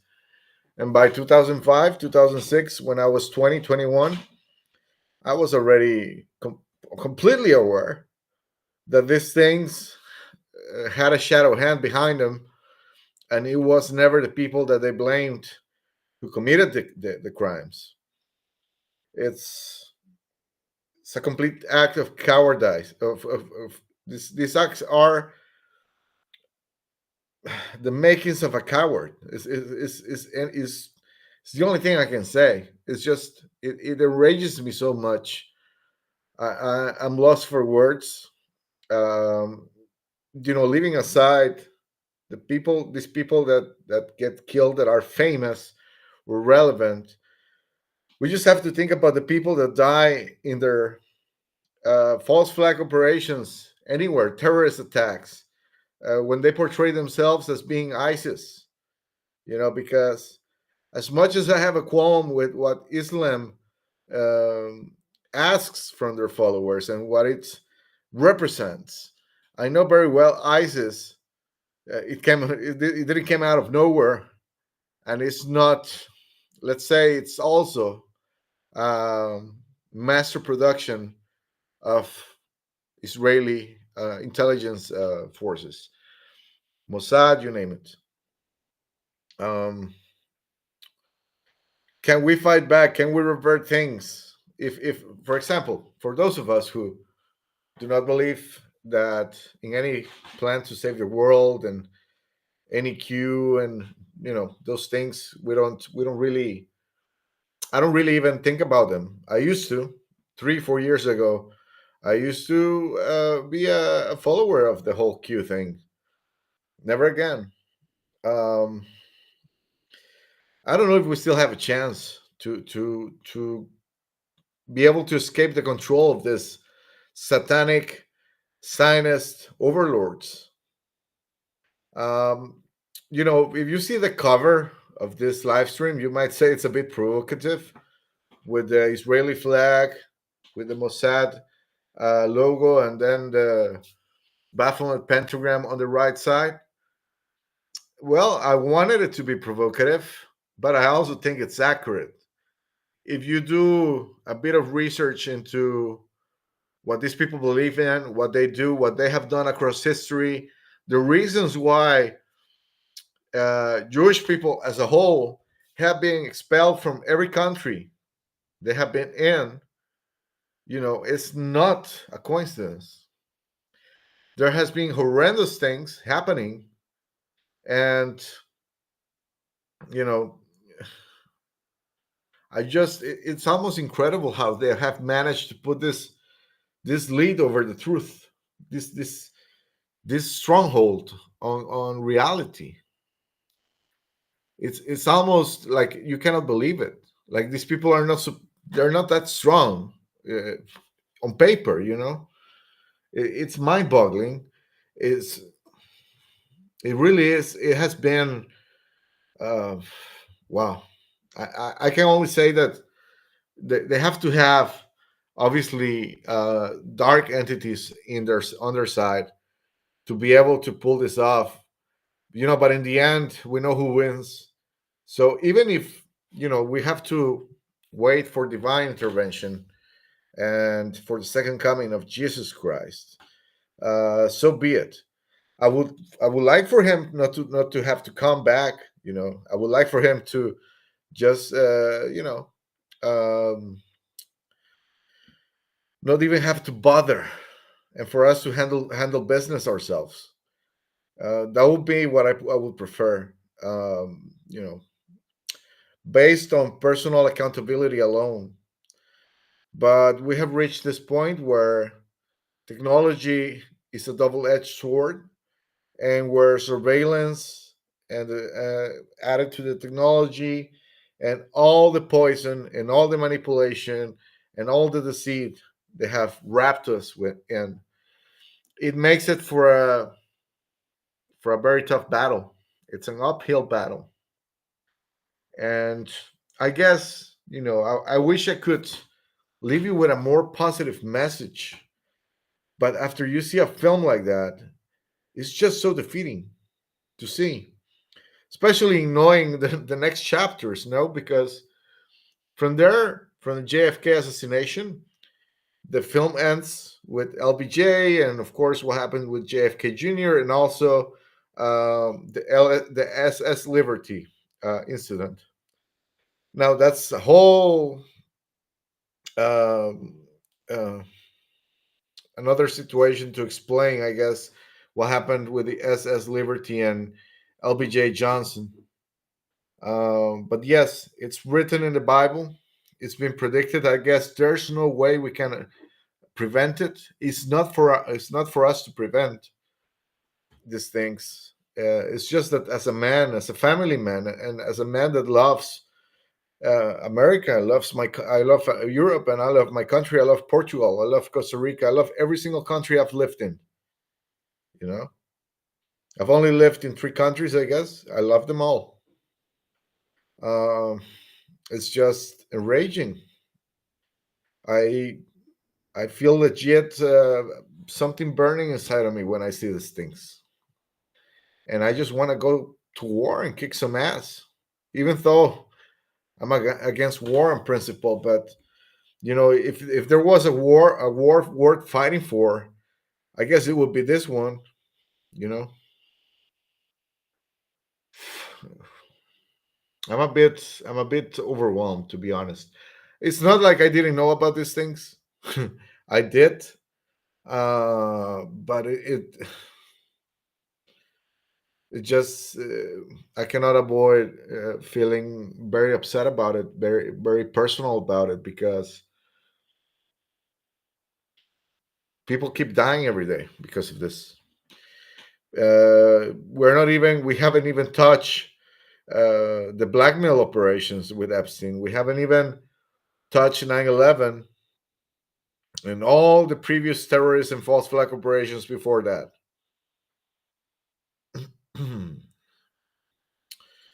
I guess that yes, I guess that you're right, Florian. I guess awareness is the best thing we can hope for, and so people should get close to Jesus and to God, regardless of knowing these things. Uh, but I guess that when people know these things, it's a bit easier. You get you get more open to it, I guess. Um, as someone that was separated from God for a long time, I know that the resistance to come back to that is very strong, because it's almost like, especially so-called culture, you know, liberal culture, creates this kind of hatred in which, and that's why I say that these people, these liberals that we see on videos, mostly because I don't relate to people like that in real life. Thank God I have the choice not to. Sometimes in the metro, sometimes in the bus, sometimes in the train, you have no choice. And I just try to avoid it, to not to avoid getting in jail, because these people are nuts. But the resistance to accept that you are not special, that despite all the skills and all the talent that God gave you, you're just one more grain of sand in the coastline. It's it's nasty. These Mossad people, this Israeli Zionist satanic elites, or however you want to call them. I don't like calling them elites. For me, they're trash. I prefer to call them predatory class. Um, because that's what they are, scavengers. You know, there's this video here of Mossad agent Frank Mankiewicz directing the RFK assassination. I wanted to play you that. So let me see if I can put it right here for us to close this live stream. But perhaps we can hang out for a bit more. My wife comes out of work in an hour, actually in 30 minutes. So I have 30 minutes more. Let's play these 2 videos so I can recollect myself a little bit and and not be stuttering so much. Because frankly, when I get angry, I just want to fight. I just want to fight. I don't want to be talking.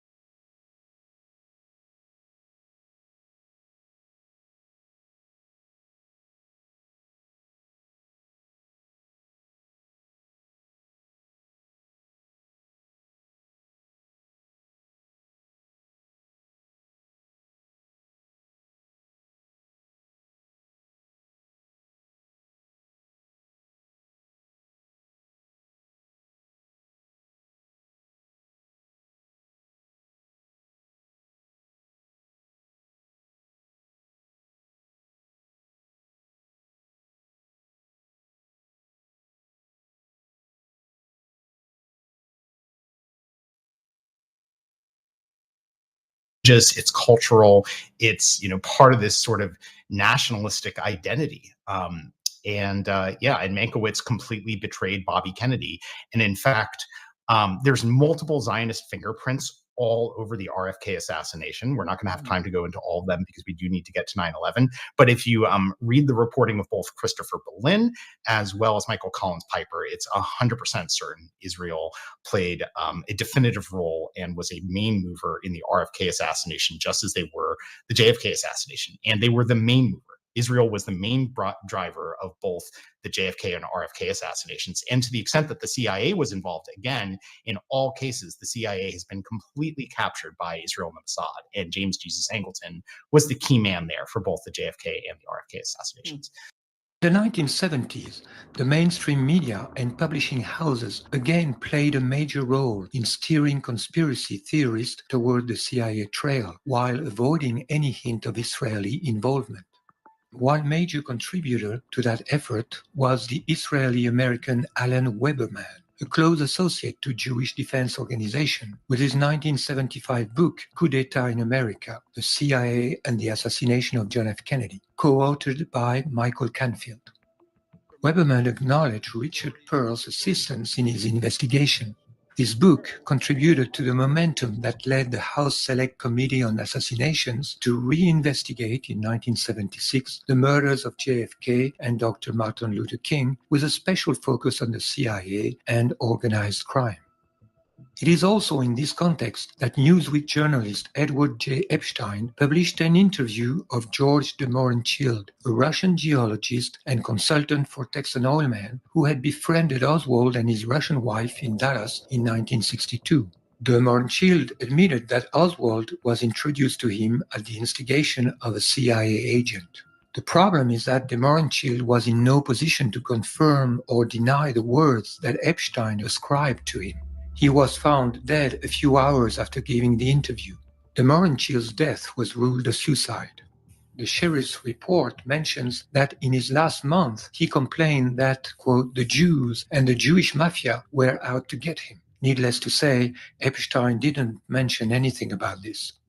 We should also mention author Mark Levin by his real name. He was the first to incriminate the FBI and the CIA directly in his articles and then in a 1966 book, Rush to Judgment, which received considerable media coverage.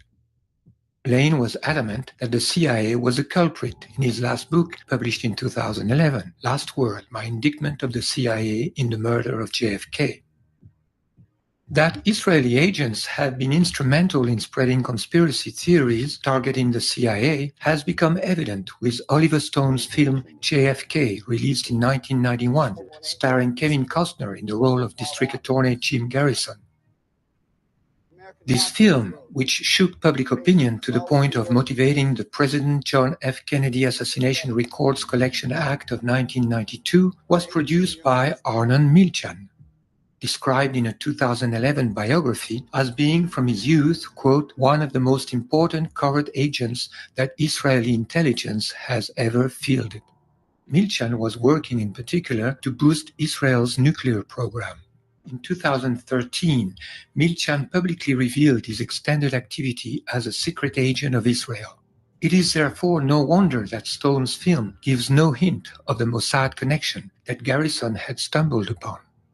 All these examples demonstrate that the charges against the CIA have been the subject of considerable investment by others who are predominantly Jewish and benefited from an effective echo chamber in the mainstream press. The mainstream news and entertainment industry engaged in double-dealing. While ostensibly defending the official theory of the lone gunner on the front page, they channeled the skeptic's scrutiny towards the CIA. This is a typical strategy of Israel, occupying the ground of protest and creating a rigged debate excluding any reference to Israel.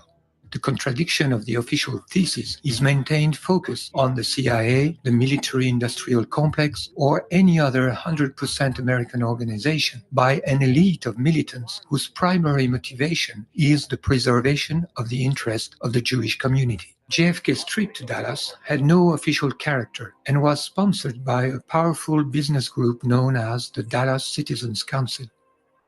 Kennedy was on his way to the reception organized in his honor when he was shot. The Dallas Citizens Council was a powerful group dominated by Jewish businessmen like the wealthy Julius Shepps, described by Brian Edward Stone in The Chosen Folks, Jews on the Frontiers of Texas as, quote, a member of every synagogue in the city and de facto leader of the Jewish community.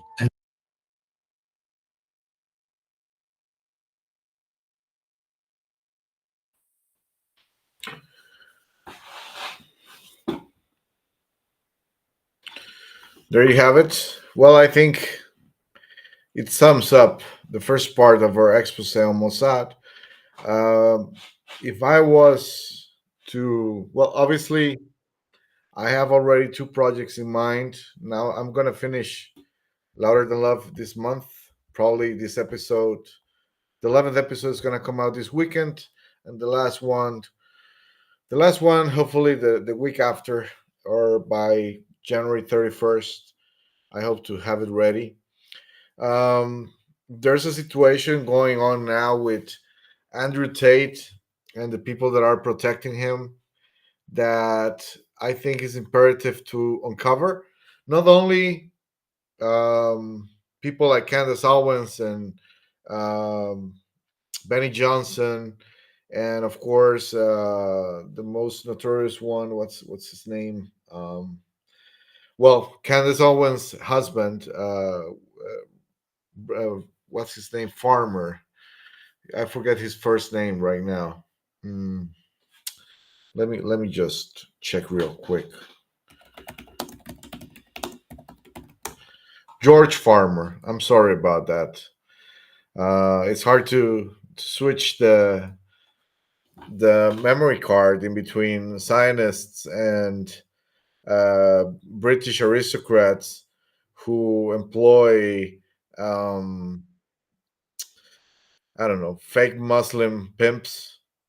But yes, thank you for that, Connie. You're awesome. Thank you for that.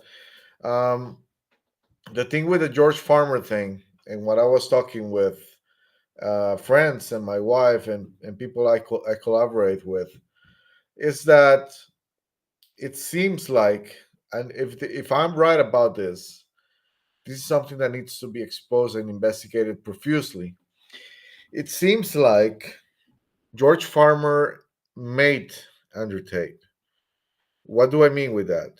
Well, George Farmer said, this is just to end the stream today. It's not part of this Mossad thing, even though Andrew Tate probably is working for Mossad, just like Tommy Robinson. But that's an expose for another day. George Farmer was infamously quoted as saying that he knew Andrew Tate before Andrew Tate was Andrew Tate. And yes, he's Oxford educated. He's a Freemason. He describes himself as a Roman Catholic. Of course, we have a situation in which there's a division among Christians too. And I'm not part of that. I don't agree with that. As a Christian, I try not to judge any other Christian. And, even my wife is Catholic. Her grandma is Catholic. My grandma is Catholic, so in the end, even though there's things to question there, for example, there's this misconception that Catholics agree with what Pope Francis is doing with all the woke nonsense, and even the heresy in adding and allowing other religions to form part of whatever it is he's doing in the Vatican, which is nothing good. I can assure you that. This Argentinian guy was the head of the Jesuits back in Argentina. And when he was doing that, I made a whole film about it. I mean, it's included in one of my series. He covered for several pedophiles over there. And his best friend, Gustavo Vera, is arguably one of the biggest human traffickers in Argentina, and a man that had a lot to do in the murder of Natasha Haidt, which was an Argentinian whistleblower, a model. She used to model for Playboy and those things, but that's how she got into intelligence, because she was able to gather intelligence from men while, I guess, serving the oldest, what they call the oldest profession in the world, prostitution, which is unfortunate. This different kind of people get themselves involved in these circles, and then they think they can make a difference, even though in their own lives they're a bit lost, but they feel they can make a difference, and perhaps put someone like Gustavo Berra or someone like Jorge Bergoglio behind bars, and they end up getting ahead of themselves, and they end up murdered, basically used as a sacrificial lamb. Because I'll tell you what, there's two things about Natasha Haidt that people don't know or don't usually talk about. First of all, Natasha Haidt indeed came from a Jewish family, so they sacrificed their own. This is the thing. Not only Christians and Muslims and I don't know, any other member of society gets victimized by these Zionists, but they eat their own too. They go after Jews, they go after whatever. So the other thing is that she was indeed working for Argentinian intelligence. She was being used as a double agent. And that's why I say she got over her head, because she clearly she didn't know who to trust. And ultimately that led her to the place that would end up being the crime scene of her murder. So in saying that, this George Farmer thing, we have an extreme number of human traffickers active nowadays. People say, well, Jeffrey Epstein, Andrew Tate, Richard Branson, Tom Hanks, all these people, Diddy, who else?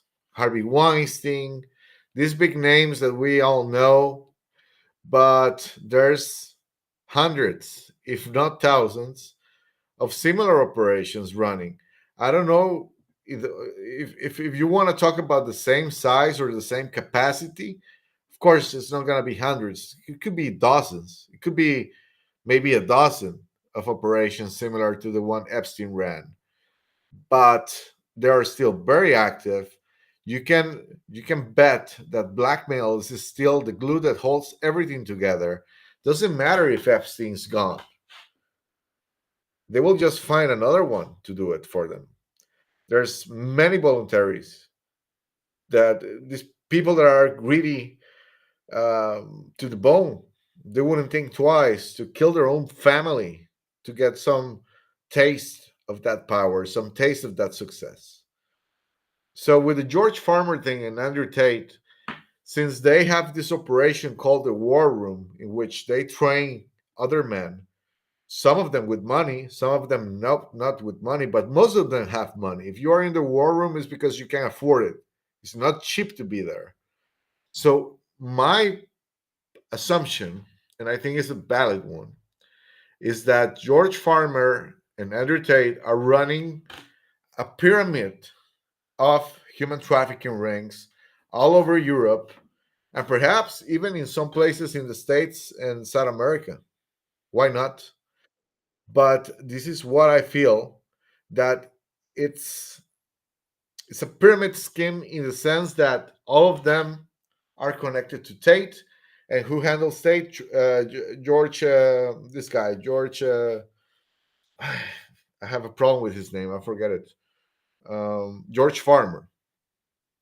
So we will need to look into all the accounts, all the big accounts, all these guys that are members of the War Room. Who are they? Where they live? If they are actually, if there is evidence of them trafficking girls, managing webcam operations, because I tell you what, I've bumped with these operations myself. I already exposed one of them, not for the world to see, but for the law to take care of, or at the very least, they were threatened with being sent to being delivered to law enforcement if they didn't stop doing what they were doing. These are the same rings that have huge rooms online. I'm not even talking about the dark web. I'm talking online, normal internet. They have these huge rooms, websites, forums in which they upload revenge porn, illegal porn. What do I mean with illegal? Revenge porn is illegal, but illegal meaning it has people against their will doing sex acts, people without their knowledge being recorded doing sex acts, incest porn, and of course child porn, which of course children cannot consent, so it's always going to be child rape material. I firmly believe that Andrew Tate has the control, or at least the knowledge, or at least some kind of leverage over several operations, especially in Eastern, Central, and Western Europe.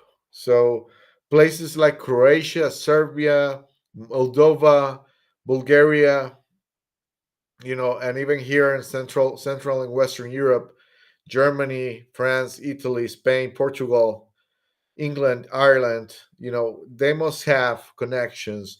And these people, they are not only doing porn, uploading it online, destroying the minds of the youth, making them think that this is something, that this is actually a good deed, that this is actually a good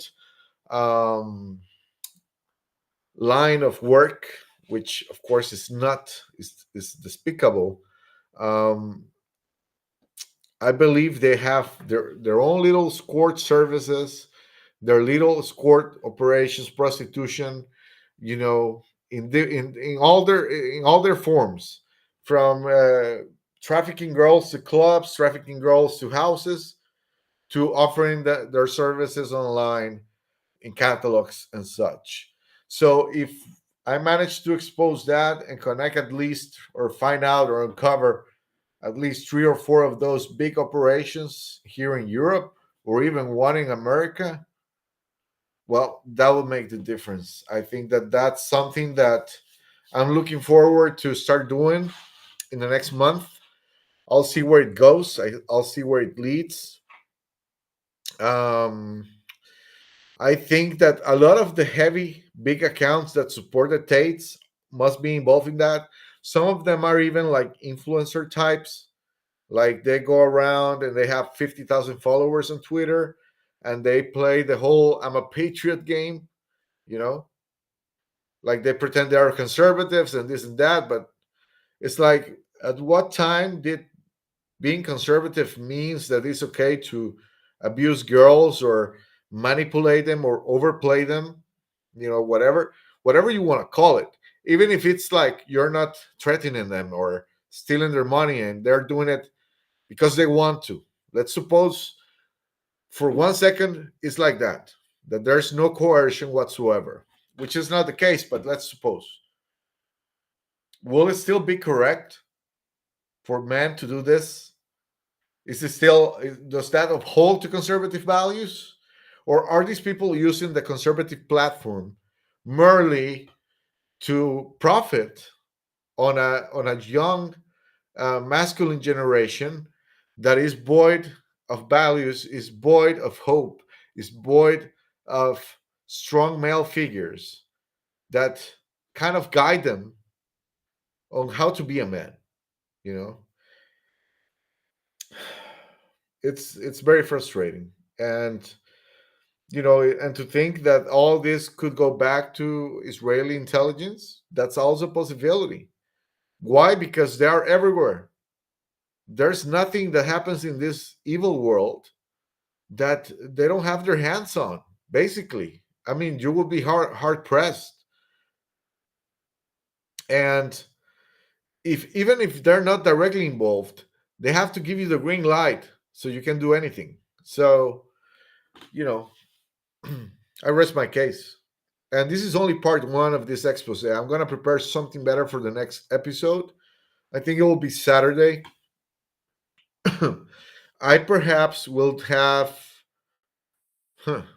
something prepared in regards to the California fires, just because it's something that I feel.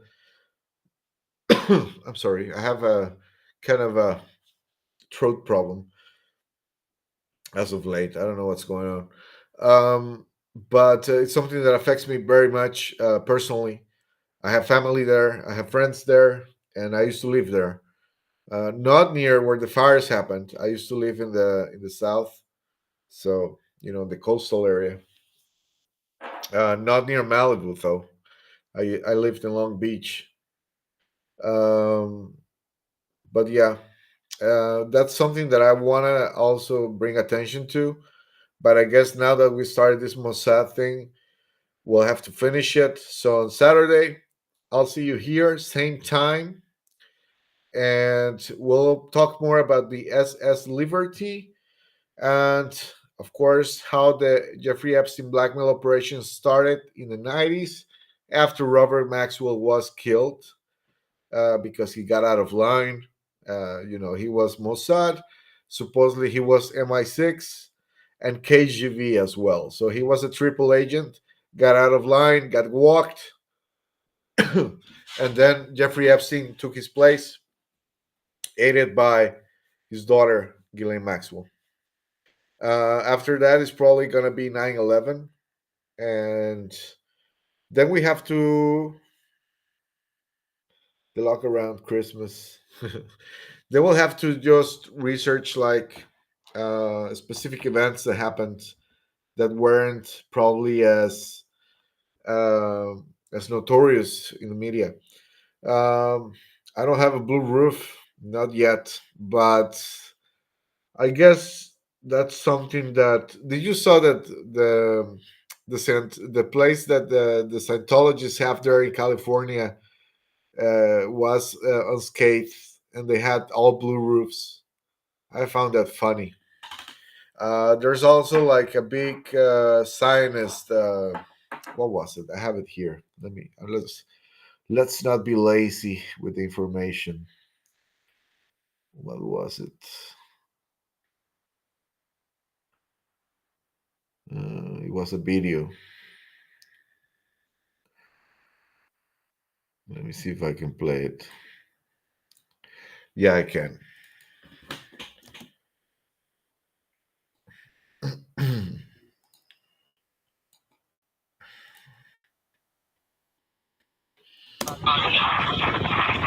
Coming up on the bottom. Oh, God.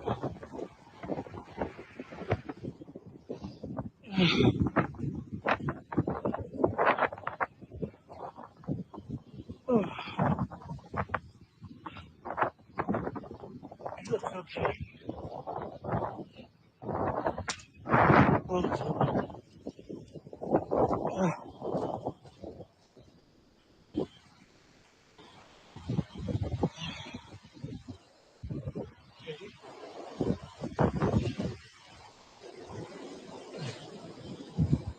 Right?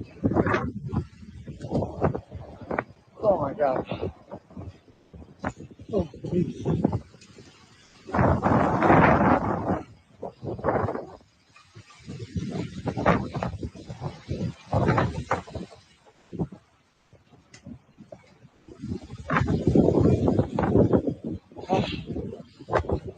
Oh, wow.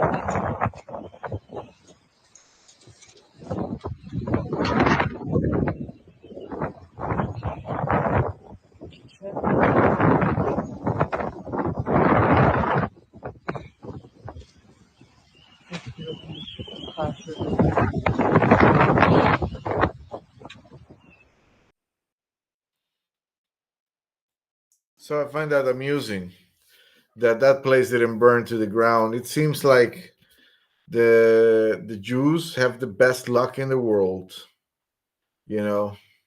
But there was people saying that that these fires were being done by the white what is it that they call them, the white hats, to I don't know, to rescue or to I don't know, I don't know what these people think they're talking about, and that they were burning down the houses of the pedophiles that live in Malibu and the Palisades, right? But as it turns out, Tom Hanks' house didn't burn down. So, he must be an exception, the luckiest pedophile in the world, even though he's one of the most notorious ones, right? But that's what they were saying. And I just think that, nope, like white hats aren't, if there was such a thing as white hats and a white hat operation, they wouldn't be killing people or destroying their houses, just causing this immense amount of pain just to arrest 50 or 100 idiots who are actually idiots because these people commit their crimes everywhere. So there's a myriad of ways in which you could actually catch them legally, but that doesn't happen. Not because these people are so smart and they only do things underground. No, these people do their shit everywhere. They're addicted to being brazen like that. They think they're untouchable, and that's part of of their sickness, I guess, their addiction to do these things. But I saw videos of people crying, coming back to their homes. They lost their pets, their dogs, their horses, their sheep. I saw a video of this lady coming back to her ranch. A lady that her neighbors were saying that this lady always helped everyone. She lost her whole property. I think it was a property that had been passed down through 3 or 4 generations. And she used to have sheep. And of course, she arrived to the property. Everything was burned down. And she kept walking. She kept walking as she was crying and yelping. And her sheep came. So at least, even in the middle of the most horrible thing, which is, losing, especially something that comes from your family that you feel very identified with, that makes you remember the people you loved and that are now gone. I mean, that's painful to the gills already, without the need to even lose somebody, to the fire. And the ship came, and they were all complete and unharmed, just a bit, scared and thirsty and hungry, I guess. And the woman was, ecstatic to find her sheep. And these are the kinds of stories that I just, the thing that we keep allowing these demons to get away with, it pisses me off. It pisses me off, and I wish I knew what to do. If I could do anything for this to change. We keep looking for saviors. We keep looking for answers. I mean, I guess the best we can do is keep praying and hope for the best and prepare for the worst. And I guess that's how I try to live life. And also, have my distraction days in which I don't even remember. I do total disclosure, in which I don't even think about these things. But it's hard. Sometimes, even when I'm sleeping, I have dreams about these things, or to connect to them, that things that connect to these things directly. And, it's very hard to get your mind out of it sometimes. But it's something that one must do if one wants to retain sanity, at least to some degree. You need to disconnect. So I'll leave you with that as usual. Take your time, spend time with your family. Go and tell someone you love that you love them, hug them, kiss them, have a good time. Keep yourself informed, but don't overdo it. Don't overexpose yourself. These things are dark, and to spend 24/7 thinking of them, it will make you no good. Um, these things will be here next week or next Saturday. Next Saturday, we'll meet on the same channel, same time, same subject, different chapter. It's 4:09, 4 sharp here in Portugal, 4 a.m. Being here with you for the last 4 hours almost. So it's my time to say goodbye. Thank you for being here. Love you all. Stay safe and stay blessed. See you later.